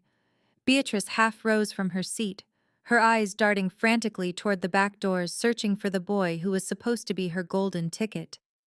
I began my descent down the grand staircase, my pace slow and predatory. I did not look at the guests. I kept my eyes locked on my father. That was a beautiful story, Harold. I said, my voice amplified by the massive sound system cutting through the confused silence of the room. Truly a masterpiece of fiction. I can see why the country club members always found you so charming. You have a real gift for turning a crime into a bedtime story. Page Harold hissed away from the microphone, his face turning a mottled purple. What are you doing? Where is he? Bring the boy out now. The audience was frozen. The bankers and lawyers leaned forward, sensing the shift from a celebration to a high-stakes execution. You all heard my father tonight, I said, reaching the bottom of the stairs and walking toward the stage. He talked about silent support. He talked about providing capital. He talked about a loving family protecting its most precious asset. It is a shame that none of it is true. I stepped onto the stage, standing 5 feet away from the man who had discarded me like trash. Harold tried to grab my arm, but I stepped back with a cold smile. 18 years ago, this man drove me to the shoulder of I-95 in the middle of a blizzard. I told the crowd, my voice steady and lethal. I was 15 years old and terrified. He did not give me capital. He gave me a single duffel bag of old clothes. He did not provide support. He told me I was dead to this family because my pregnancy was a liability to his credit score. "Paige, stop this!" Beatrice screamed from the front row. "You are being hysterical. Think of your son. Think of the trust." I turned my gaze to my mother. "Oh, I am thinking of everything, Beatrice. I am thinking of the $10,000 you just paid me to ship your Rolex and Porsche keys back to you in a box of newspaper. I am thinking of the bridge loan Harold took out to buy a penthouse from my own holding company. And I am especially thinking about this grandson you are so desperate to meet." I turned back to the audience. My parents are not here for a reunion. They are here because they are $20 million in debt, and they believe an 18-year boy is the only key to a trust fund that will save them from prison. They have been bragging all night about a child they have never spoken to, a child they neglected for nearly 2 decades. The lawyers in the front row were already whispering frantically to each other. Harold was shaking with a mixture of rage and pure terror. The bridge loan creditors near the exit were standing up, their expressions hardening as they realized the ground was shifting beneath them. "Where is he, Paige?" Harold roared, lunging for the microphone in my hand. "Stop the games. Bring him out here. The lawyers have the papers ready. We are activating the trust tonight." I looked at him with a pity that was colder than any anger I had ever felt. I felt the weight of the digital remote in my pocket. The final payoff was seconds away. "You want to meet the heir, Harold?" I asked, my voice dropping to a whisper that echoed like a death knell through the ballroom. "You want to see the boy who is going to pay off your debts and carry your name." I turned to my technical director and gave a sharp nod. "Fine," I said. "Let us show them the truth." The heavy velvet curtain behind us began to drop, and for the first time in 18 years, the silence in the room was absolute. They had come for a savior. I was about to give them a ghost. The heavy velvet curtain did not reveal a golden child. It revealed a massive state-of-the-art LED screen that stretched 20 feet across the stage wall. The sudden glare illuminated Harold's panicked face. He spun around expecting to see a photograph or a live feed of his billionaire grandson. Instead, the screen was entirely black, except for a stark white digital audio waveform pulsating silently in the center. Above the waveform, a date appeared in bold white text. December 14th, 18 years ago. Harold stared at the date. I saw his throat swallow hard. The arrogant flush of his cheeks instantly drained into a sickly, chalky white. He took a step back, his expensive leather shoes scraping loudly against the polished stage floor. "What is this?" he demanded, turning back to me with wild eyes. "Paige, turn that screen off right now. You are ruining the presentation.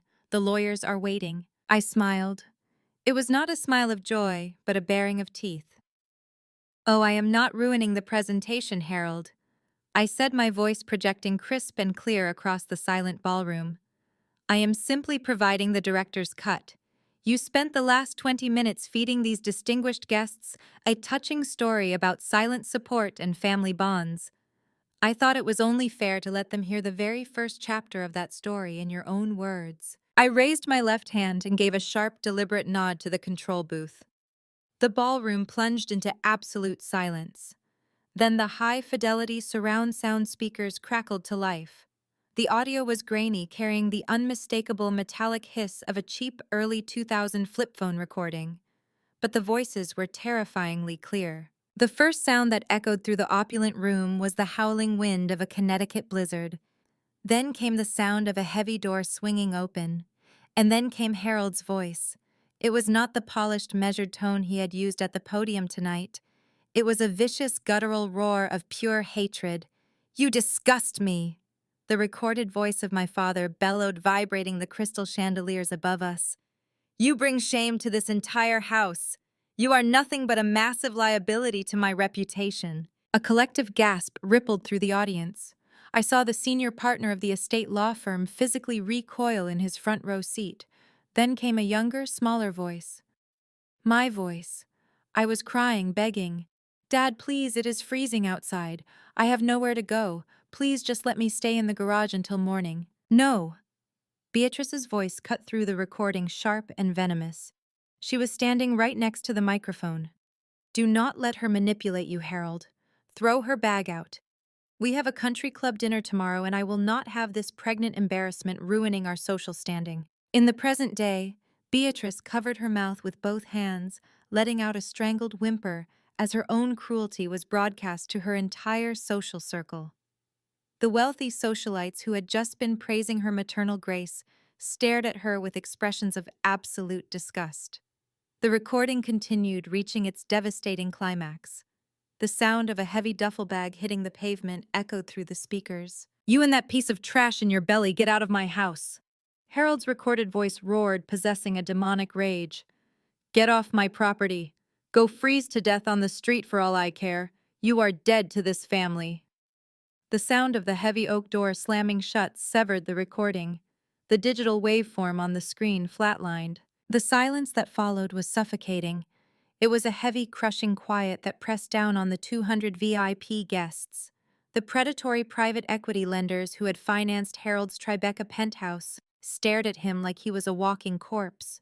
The trust attorneys furiously shoved their legal documents back into their briefcases, realizing they had been brought to a slaughterhouse. They knew a fraudulent heir scheme when they saw one. I stood perfectly still, letting the sheer gravity of those words crush the oxygen out of the room. Harold looked like a man who had just stepped on a landmine. He looked out at the sea of horrified faces. He raised his hands, palms facing outward in a pathetic gesture of surrender. "That is altered," he stammered, his voice pitching upward in panic. "That is taken out of context. She was a rebellious teenager. We were trying to teach her a lesson. It was tough love. You all know how teenagers can be." "Tough love," I repeated into the microphone, taking a slow, measured step toward him. "You threw a pregnant 15-year-old girl out into a Category 3 blizzard with nothing but the clothes on her back. You told me to freeze to death on the street because my existence threatened your fragile social climbing agenda. And now, 18 years later, you have the absolute audacity to stand on my stage, drink my champagne, and tell these people that you have been my silent protector." I turned my gaze to the front row. "Look at them," I commanded, sweeping my hand toward the audience. "Look at the people you invited to witness your triumph, Harold." Harold looked down. The judgment in their eyes was absolute. These were people who valued reputation above all else, and Harold had just been exposed as a monster of the lowest order. He had invited his own executioners and paid for their drinks.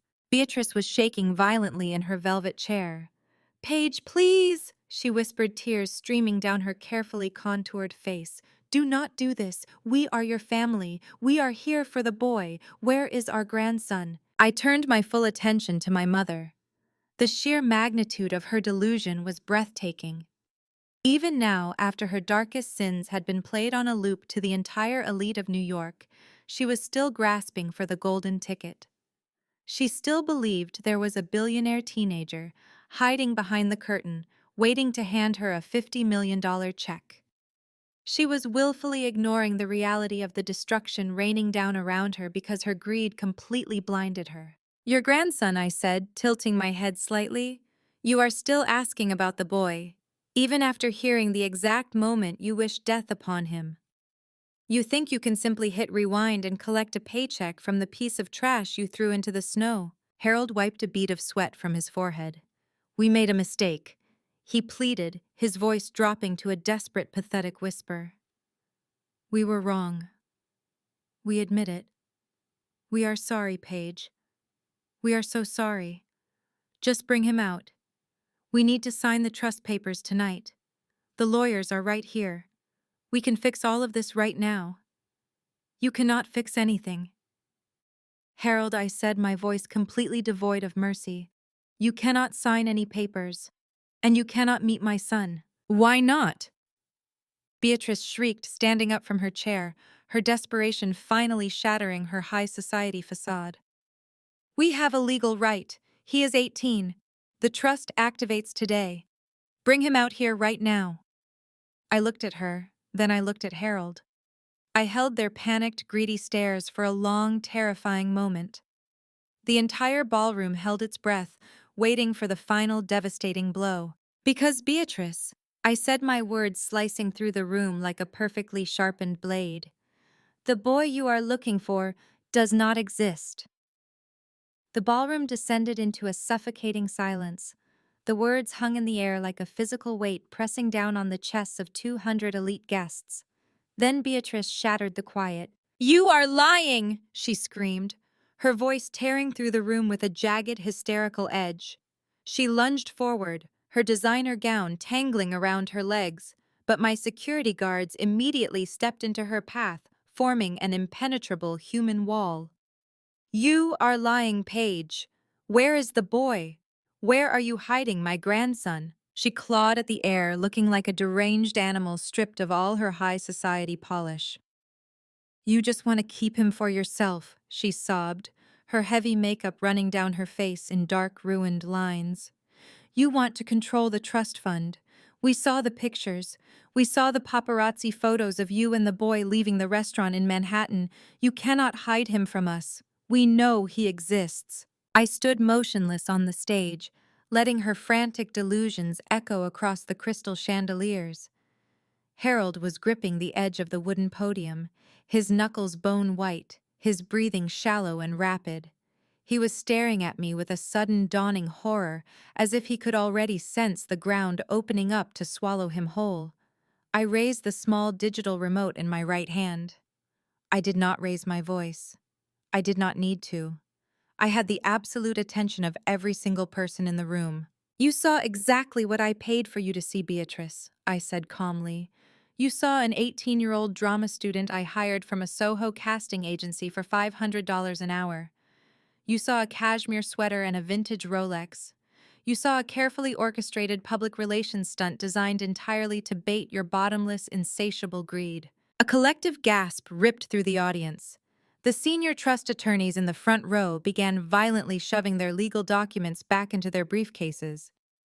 The predatory private equity bankers who had financed Harold's $30 million penthouse stared at his back with eyes full of absolute murder.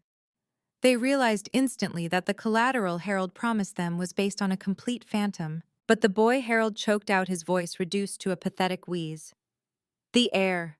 The grandfather's trust fund requires a living male heir. You were pregnant. We know you were pregnant when you left. I pressed the button on the remote. The black screen with the audio waveform vanished instantly. It was replaced by a scanned image of a faded, yellowing hospital document. The text was stark, clinical, and devastatingly undeniable. I had my tech team highlight the crucial medical terms in bright, glaring red, so that even the people in the very back row could read them clearly. Patient name Paige, age 15.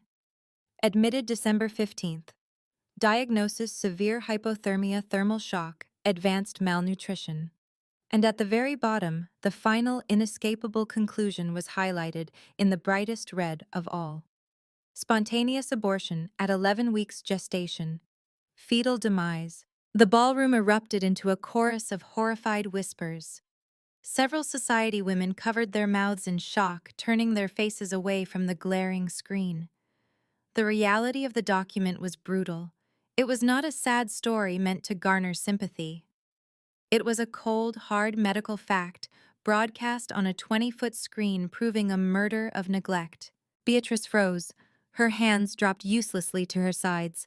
She stared up at the massive screen, reading the bright red words over and over again, as if trying to force them to mean something else.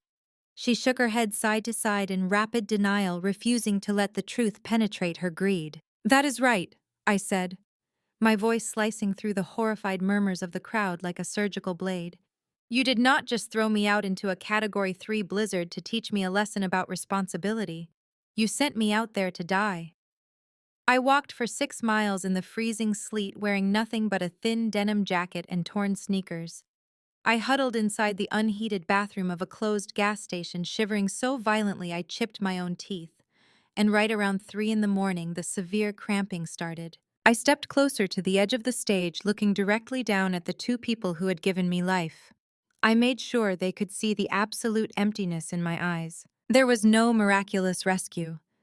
I continued painting the grim picture for every single guest in the room. There was no sudden burst of resilience that magically fixed everything. I bled out on dirty, cracked linoleum. I woke up 2 days later in a charity ward in Chicago, hooked up to an IV drip. The nurses told me my core body temperature had dropped so low my organs had begun to shut down. The baby, your precious golden ticket to a $50 million fortune, died before I even made it across the state line. Harold collapsed. His knees simply gave out, and he hit the polished hardwood floor of the ballroom with a heavy thud. He was not weeping for the loss of a grandchild. I knew that.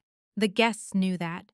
He was weeping because the medical document on the screen represented the absolute permanent death of his financial salvation.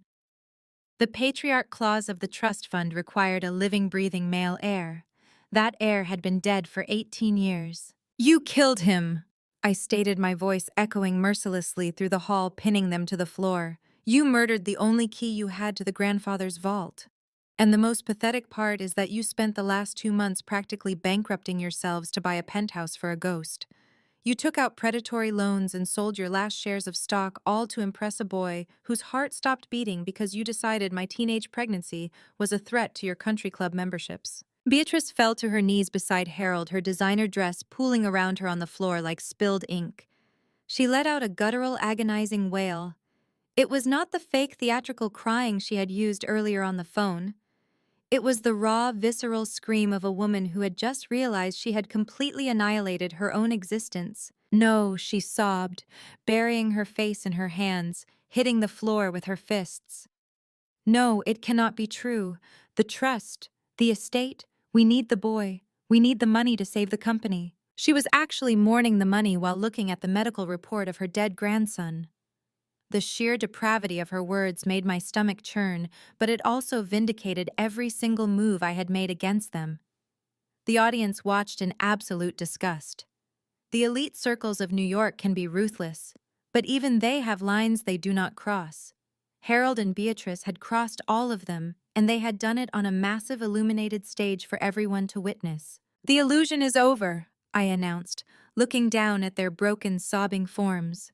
There is no grandson to save you from your debts.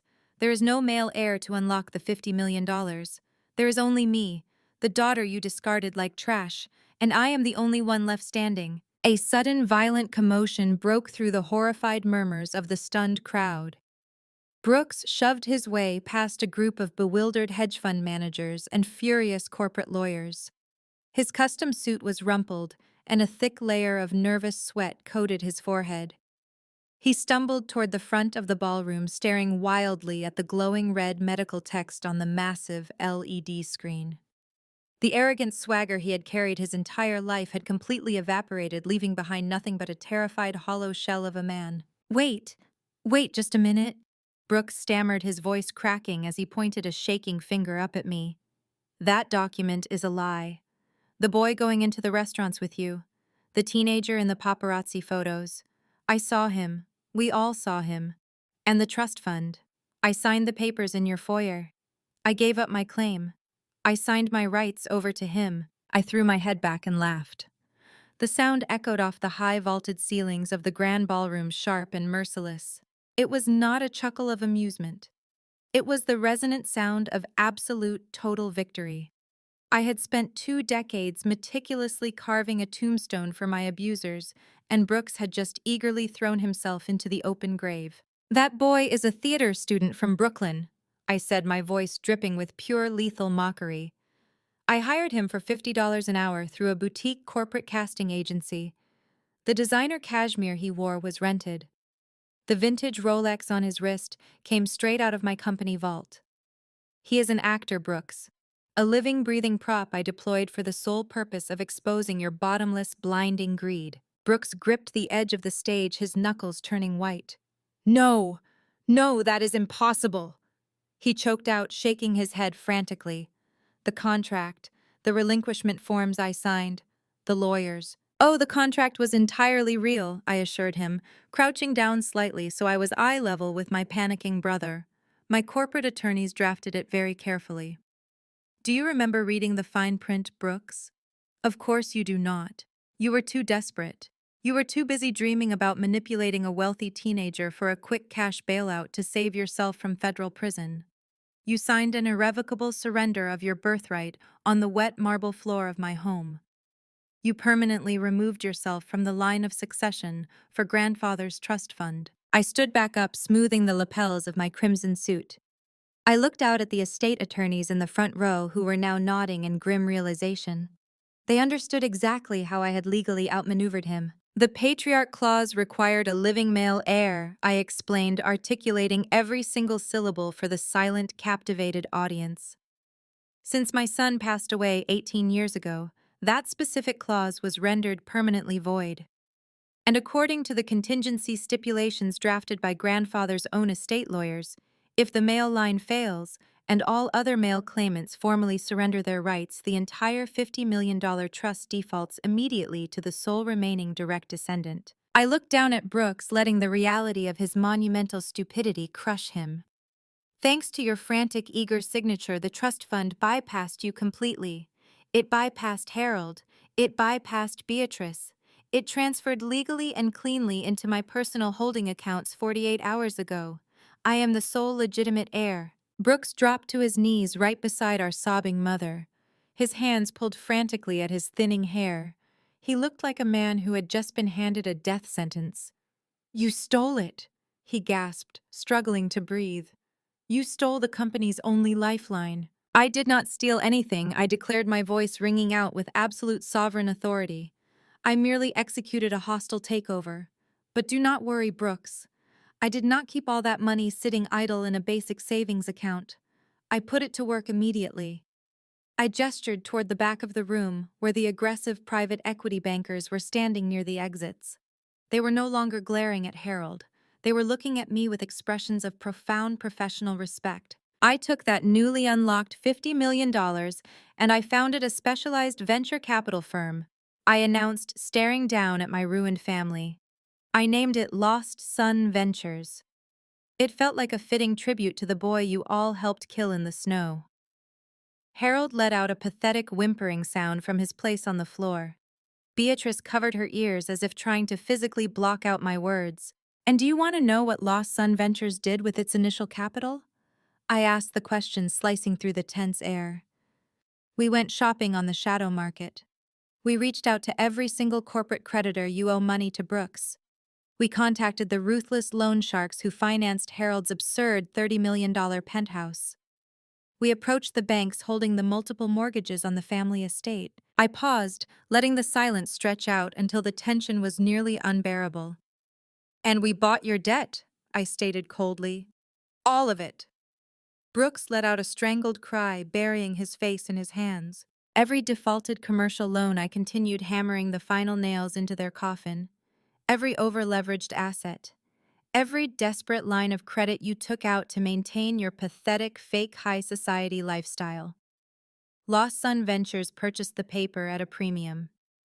I do not just hold the keys to the trust fund anymore. I own your debt. I own your homes. I own your company. I own you. The sound of Harold hitting the floor was heavy and final. It was the sound of an entire life built on lies and stolen labor finally giving way under the weight of reality. He lay there on the polished mahogany stage, clutching his chest, his face a terrifying shade of gray.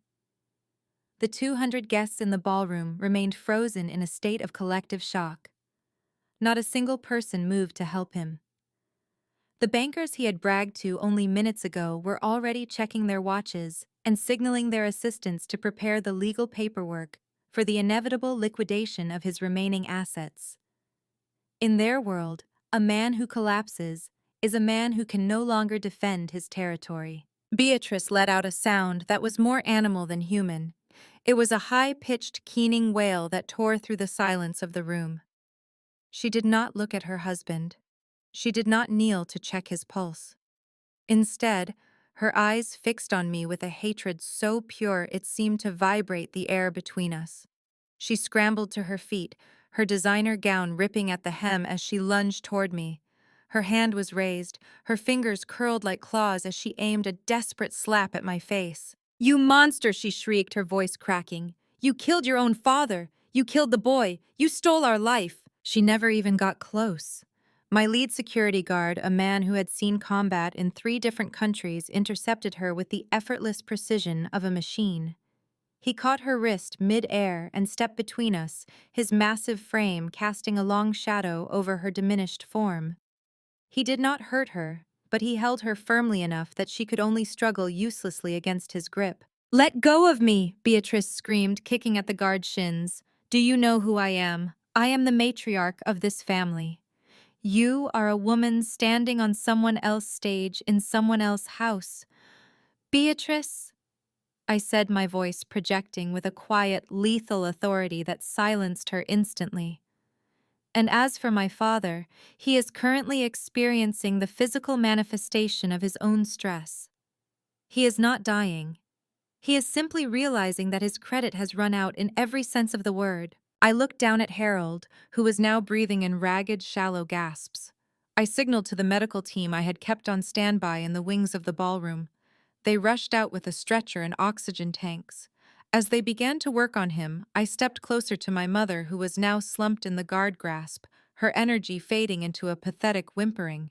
"I have a few more things to share with you before you leave my property."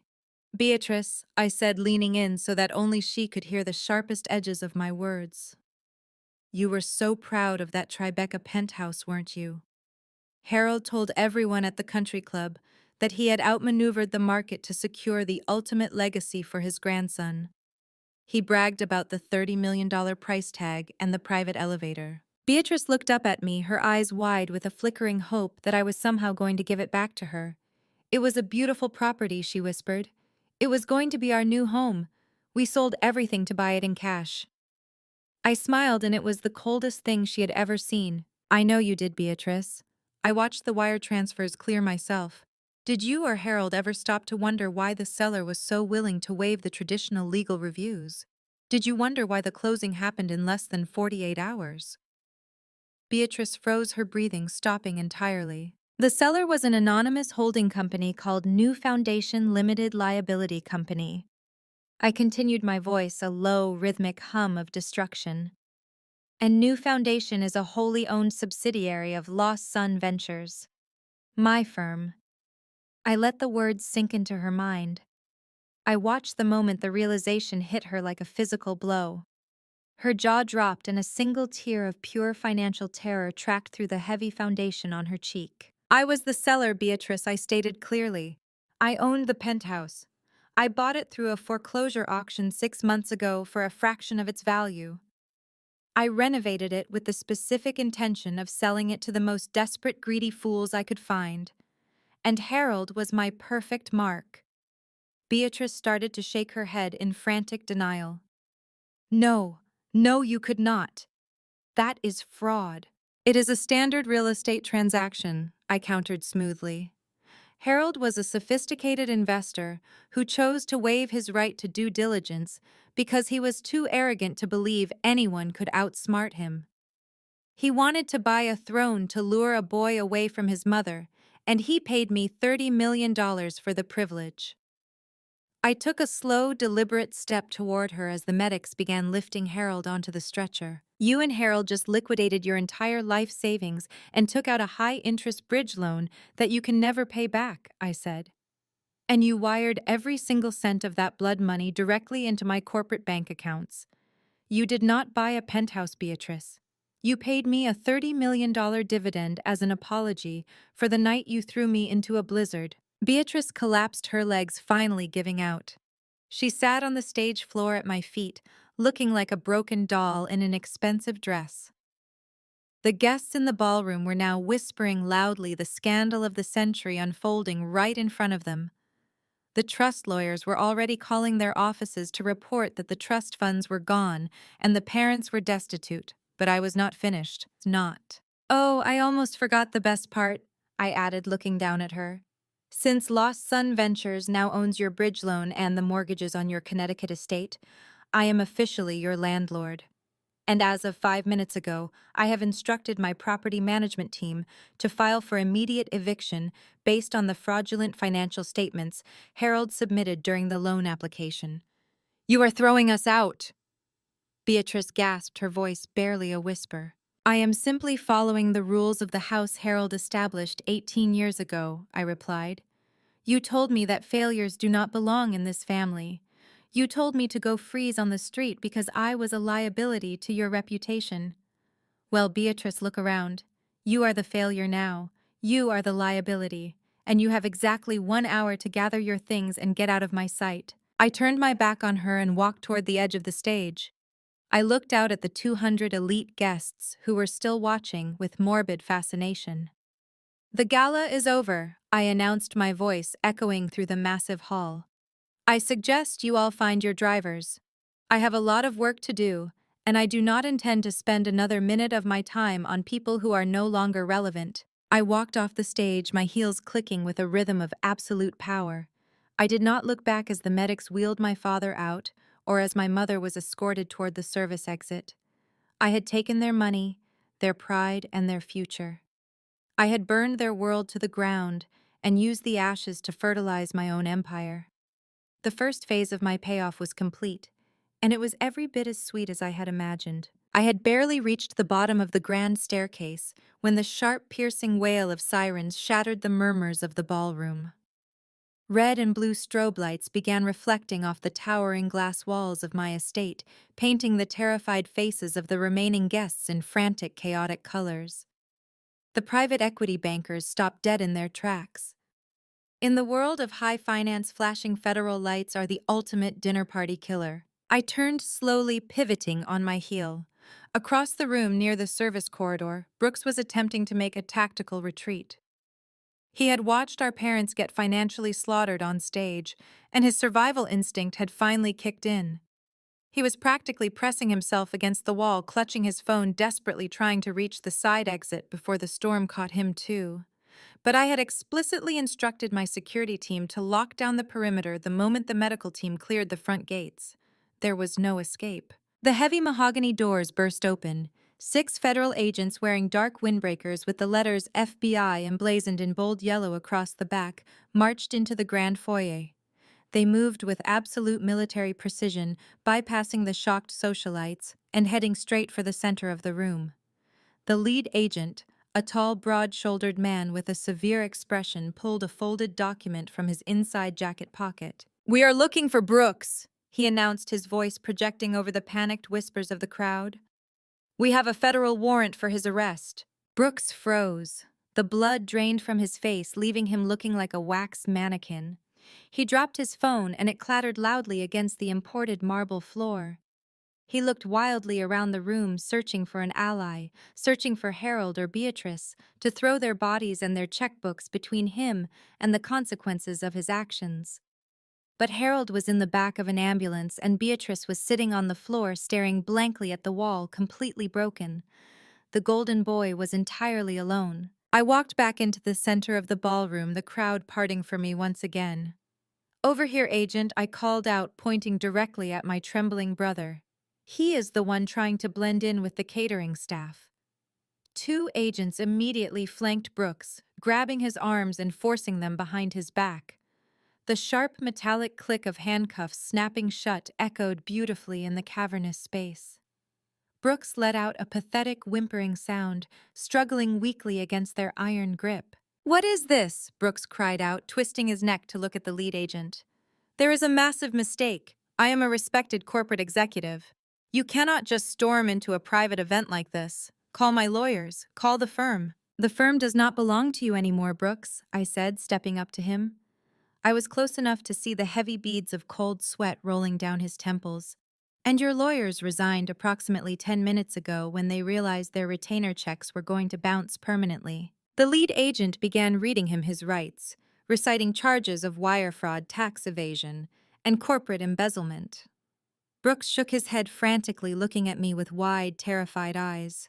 His custom Italian suit was wrinkled, and his expensive cologne could not mask the sudden sour stench of his fear. "You see, Brooks," I explained, my voice low and conversational, so only he and the arresting agents could fully hear the depth of his ruin. "When Lost Sun Ventures initiated the hostile takeover of your massive debt portfolios, we did not just buy your outstanding loans. We acquired full administrative access to your corporate servers as part of the standard asset forfeiture protocol.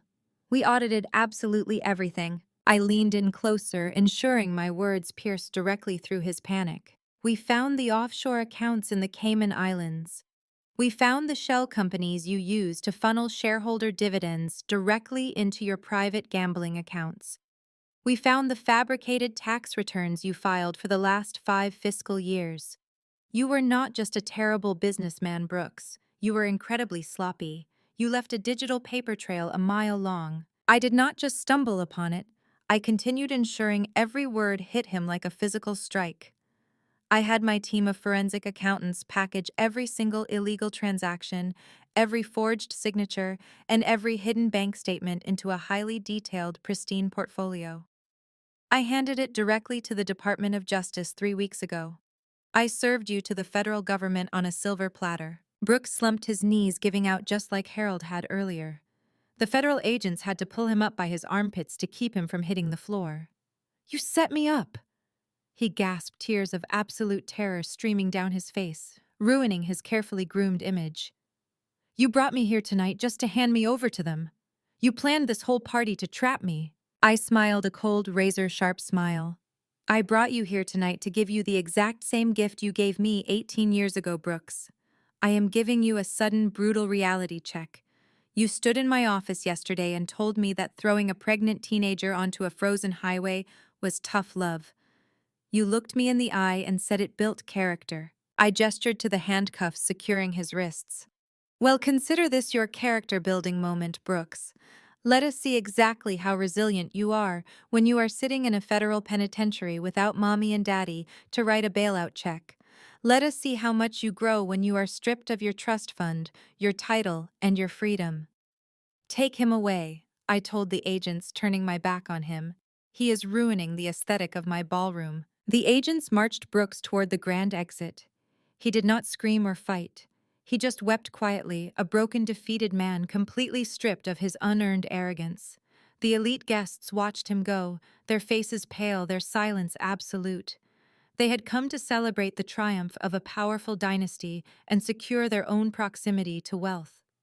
Instead, they had witnessed the complete and total annihilation of a corrupt bloodline.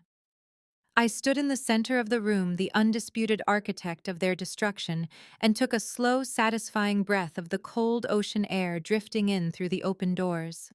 The second phase of my payoff was complete. The golden boy was finally going to pay for his crimes. The flashing lights of the federal vehicles faded into the distance, taking my brother and the last shred of my family's dignity with them. Inside the grand ballroom, the silence was broken by the sound of 200 elite guests simultaneously deciding to distance themselves from a sinking ship. There were no polite goodbyes. There were no sympathetic pats on the shoulder for Harold and Beatrice. High society is a brutal ecosystem.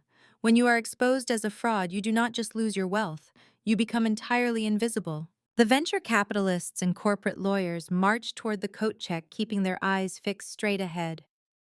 A few of the socialites who had been drinking my vintage champagne and praising my mother's maternal grace only moments ago now pulled their silk wraps tightly around their shoulders, stepping widely around Beatrice as if her poverty was a contagious disease. Beatrice reached out a trembling hand toward a woman she had played tennis with for 20 years. "Please, Margaret." Beatrice pleaded, her voice raw and stripped of all its former arrogance. "Please wait. We can explain everything.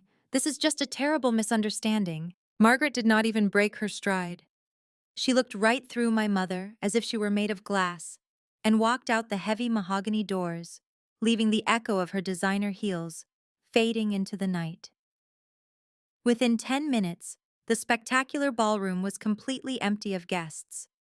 The caterers quietly packed up their stations, retreating to the kitchens to avoid the radioactive fallout of the evening. The string quartet had packed their instruments and slipped out the side exit. The only people left in the sprawling, opulent space were my private security team, the medical personnel who had stabilized Harold, and the two broken shells of the people who brought me into this world. The medics informed me that Harold had suffered a severe panic attack induced by acute stress, but his heart was functioning normally. He refused transport to the hospital. I knew exactly why. Without his premium corporate health insurance, and with his bank accounts frozen by my holding company, a single ambulance ride would push him further into a debt he could never repay. The medics packed up their equipment and departed, leaving Harold sitting slumped against the base of the stage. Beatrice knelt beside him. Her expensive gown ruined her carefully styled hair hanging in limp strands around her tear-stained face. They looked exactly like what they were. Two destitute frauds sitting on the floor of a mansion they had desperately tried to steal. I walked down the remaining steps of the stage, my heels clicking against the polished hardwood. The sound made them both flinch. I stood towering over them, flanked by my two largest security guards. Harold slowly raised his head. His eyes were bloodshot and his face was utterly devoid of the arrogant pride he had worn like armor his entire life. He looked at me, and for the first time in 18 years, I saw genuine, unfiltered fear. Page, Harold whispered, his voice cracking. He swallowed hard, struggling to form the words. Page, please. You made your point. You took the company. You took the trust fund. You proved you are smarter than all of us. We underestimated you, and we are paying the price. But please, we have absolutely nothing left. The banks will seize the Connecticut estate by Monday morning. The creditors will take the cars, the furniture, everything. We have nowhere to go. He reached a shaking hand toward the hem of my crimson suit. I stepped back, my expression completely unreadable. You are my daughter. Harold choked out the words spilling from his lips in a desperate, pathetic rush. You are my flesh and blood. You cannot just leave us with nothing. We are family. I let the word hang in the cold, empty air of the ballroom. Family. It was a word they only used when they needed a weapon or a shield. Do not ever use that word with me again, I stated, my voice low and lethal. You lost the right to call me your daughter the second you threw a pregnant teenager onto a frozen highway to protect your country club memberships. You did not care about flesh and blood when I was sleeping on subway grates in Chicago. You did not care about family when you and Beatrice spent the last 2 months trying to manipulate a fake teenager into signing over a $50 million fortune. You only care about the word daughter right now because I am the only person left on earth holding a checkbook. Beatrice let out a loud, miserable sob, covering her face with her hands.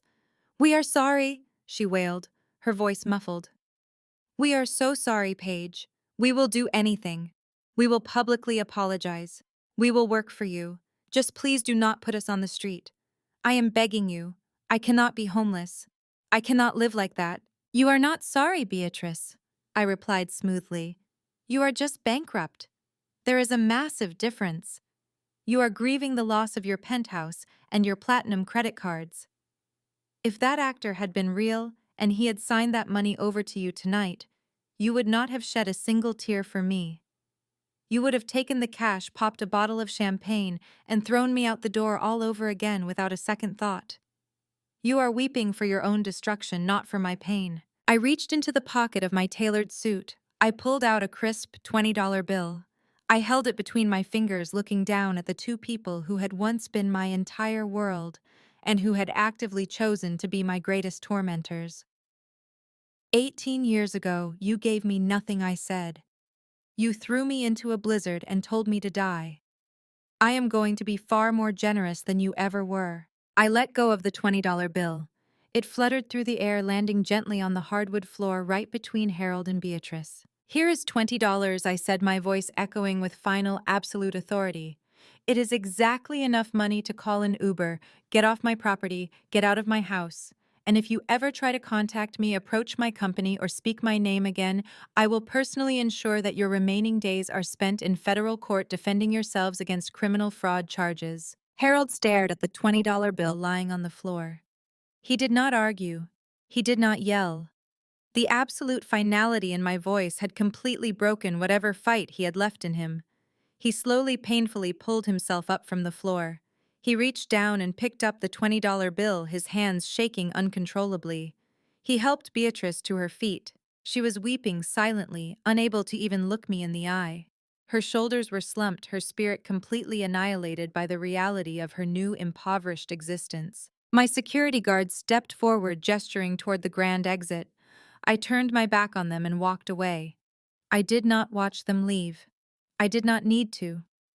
The heavy mahogany doors slammed shut behind them, echoing through the empty mansion. The silence that followed was not lonely. It was the sound of total, unadulterated freedom. The morning sun broke over the Manhattan skyline, pouring golden light through the floor-to-ceiling windows of my corporate headquarters. I stood alone, sipping a dark roast coffee, looking down at the city that had once threatened to swallow me whole. My phone was completely silent. There were no frantic voicemails from Harold. There were no manipulative text messages from Beatrice. There were no arrogant threats from Brooks. The suffocating toxic noise of my biological family had been permanently eradicated from my existence. It took less than 48 hours for the financial guillotine to drop completely. By Monday morning, the elite society of New York had entirely erased Harold and Beatrice from their collective memory. The prestigious country club revoked their membership, effectively excommunicating them from the only world they cared about. The banks moved with ruthless efficiency, seizing the sprawling Connecticut estate, locking the heavy iron gates, and placing a harsh neon foreclosure sign on the perfectly manicured front lawn. My parents were stripped of their luxury vehicles, their limitless credit lines, and their hollow dignity. My private security team provided me with a final status report on their whereabouts. Harold and Beatrice had to pack whatever clothes they could fit into cheap plastic garbage bags. They used the $20 bill I threw at their feet to secure a ride to a decaying, roach-infested apartment complex on the absolute outskirts of the city. The people who once hosted caviar dinners for senators were now learning how to navigate public transit and strict grocery budgets. They were trapped in a damp, moldy studio apartment surrounded by the exact same brutal poverty they had banished me to 18 years ago. But unlike me, they did not have youth or resilience on their side. They only had their bitter resentment to keep them warm as they blamed each other for their spectacular downfall. Brooks was faring even worse. The federal prosecutors did not offer him a plea deal. The evidence I provided was too pristine and too damning. He was denied bail due to his status as a flight risk. The golden boy who had stolen my parents' savings and framed me to save his own skin was now sitting in a concrete cell wearing a standard-issue orange jumpsuit. He was facing up to 30 years in federal prison for corporate embezzlement and wire fraud. He would spend the best years of his life taking orders from prison guards, completely stripped of his unearned, arrogant pride. I walked away from the window and sat behind my massive mahogany desk. The $50 million Patriarch Trust Fund rested securely in my holding accounts. It was a staggering amount of wealth, but I had absolutely no intention of letting it sit idle. I did not need grandfather's money to maintain my lifestyle. I had built my own empire from the ground up through my own blood and sweat, but I knew exactly how to use that money to create a legacy that would actually mean something. I picked up my platinum pen and signed the final charter documents for the Lost Son Foundation. I dissolved the aggressive venture capital firm I had used to buy their debt and restructured the entire $50 million into a permanent philanthropic endowment. I designed the foundation with one specific, ruthless purpose. We were going to hunt down teenage girls who had been thrown away by their families. We were going to find the pregnant, terrified 15-year-olds shivering in bus stations and sleeping under highway overpasses just like I had. The Lost Son Foundation would provide them with immediate, secure housing. We would cover their full medical expenses, ensuring they received the comprehensive prenatal care I was viciously denied. But we did not stop there. The foundation guaranteed full tuition scholarships for any university they chose to attend. We provided them with elite financial literacy training and career mentorship. We were going to take the discarded daughters of America and forge them into an army of educated, independent, powerful women. Every single dollar generated by the ghost of my child was going to be used to destroy the cycle of generational abuse. I was going to ensure that no young girl ever had to choose between her baby and her survival again. The money Harold and Beatrice worshipped was now actively funding the exact type of person they despised the most. It was the ultimate, beautiful, poetic justice. I leaned back in my leather chair, feeling a profound, untouchable sense of peace. The phantom weight I had carried on my shoulders for nearly 2 decades was finally gone. I had walked into the darkest blizzard of my life, and I had emerged as the storm itself. I looked at the framed photograph on my desk. It was not a picture of family. It was a picture of my foundation headquarters, a beacon of hope standing tall in the city. They thirsted for a drop of blood to profit. I showed them the ashes of karma. They wanted a vulnerable, naive girl they could manipulate into handing over a fortune. They wanted to use the memory of my dead child as a financial stepping stone to save their rotting empire. But they forgot that fire tempers steel.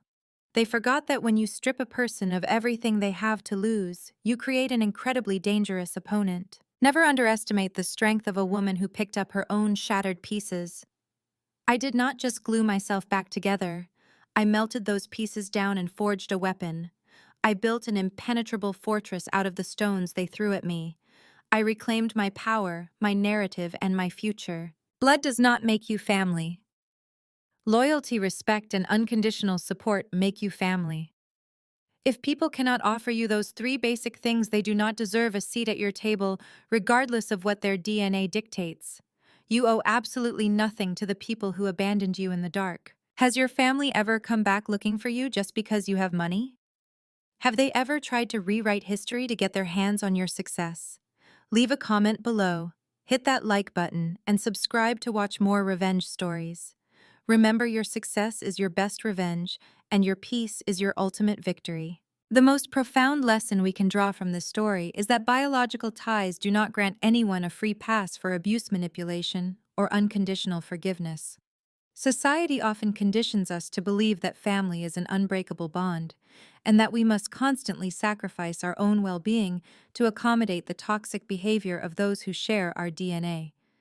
But the truth is starkly different. Blood simply makes you relatives. Consistent respect, unwavering support, and genuine love are what truly make you a family. When people show you their true colors during your most vulnerable moments, you must believe them permanently. The family in this story did not hesitate to discard a pregnant teenager when she became a liability to their social standing. Their sudden reappearance almost 2 decades later was not driven by remorse or a sudden awakening of parental love. It was driven entirely by desperation and greed. Toxic individuals rarely change their core nature. They merely change their tactics when they realize you have finally acquired something they desperately need. True healing sometimes requires absolute severance. You do not owe your hard-earned success, your peace, or your resources to the people who actively tried to destroy your future. True strength is found in picking up the shattered pieces of your life and forging them into an impenetrable armor. Your trauma does not define you. Your resilience does. By establishing uncompromising boundaries and channeling your pain into a greater purpose, you reclaim your narrative. You transform yourself from a helpless victim into the untouchable architect of your own destiny. The ultimate justice is building a beautiful, thriving life completely out of their reach. Have you ever had to cut ties with a toxic family member to protect your peace? Tell me your story in the comments below, and do not forget to hit the like button and subscribe for more empowering journeys of resilience.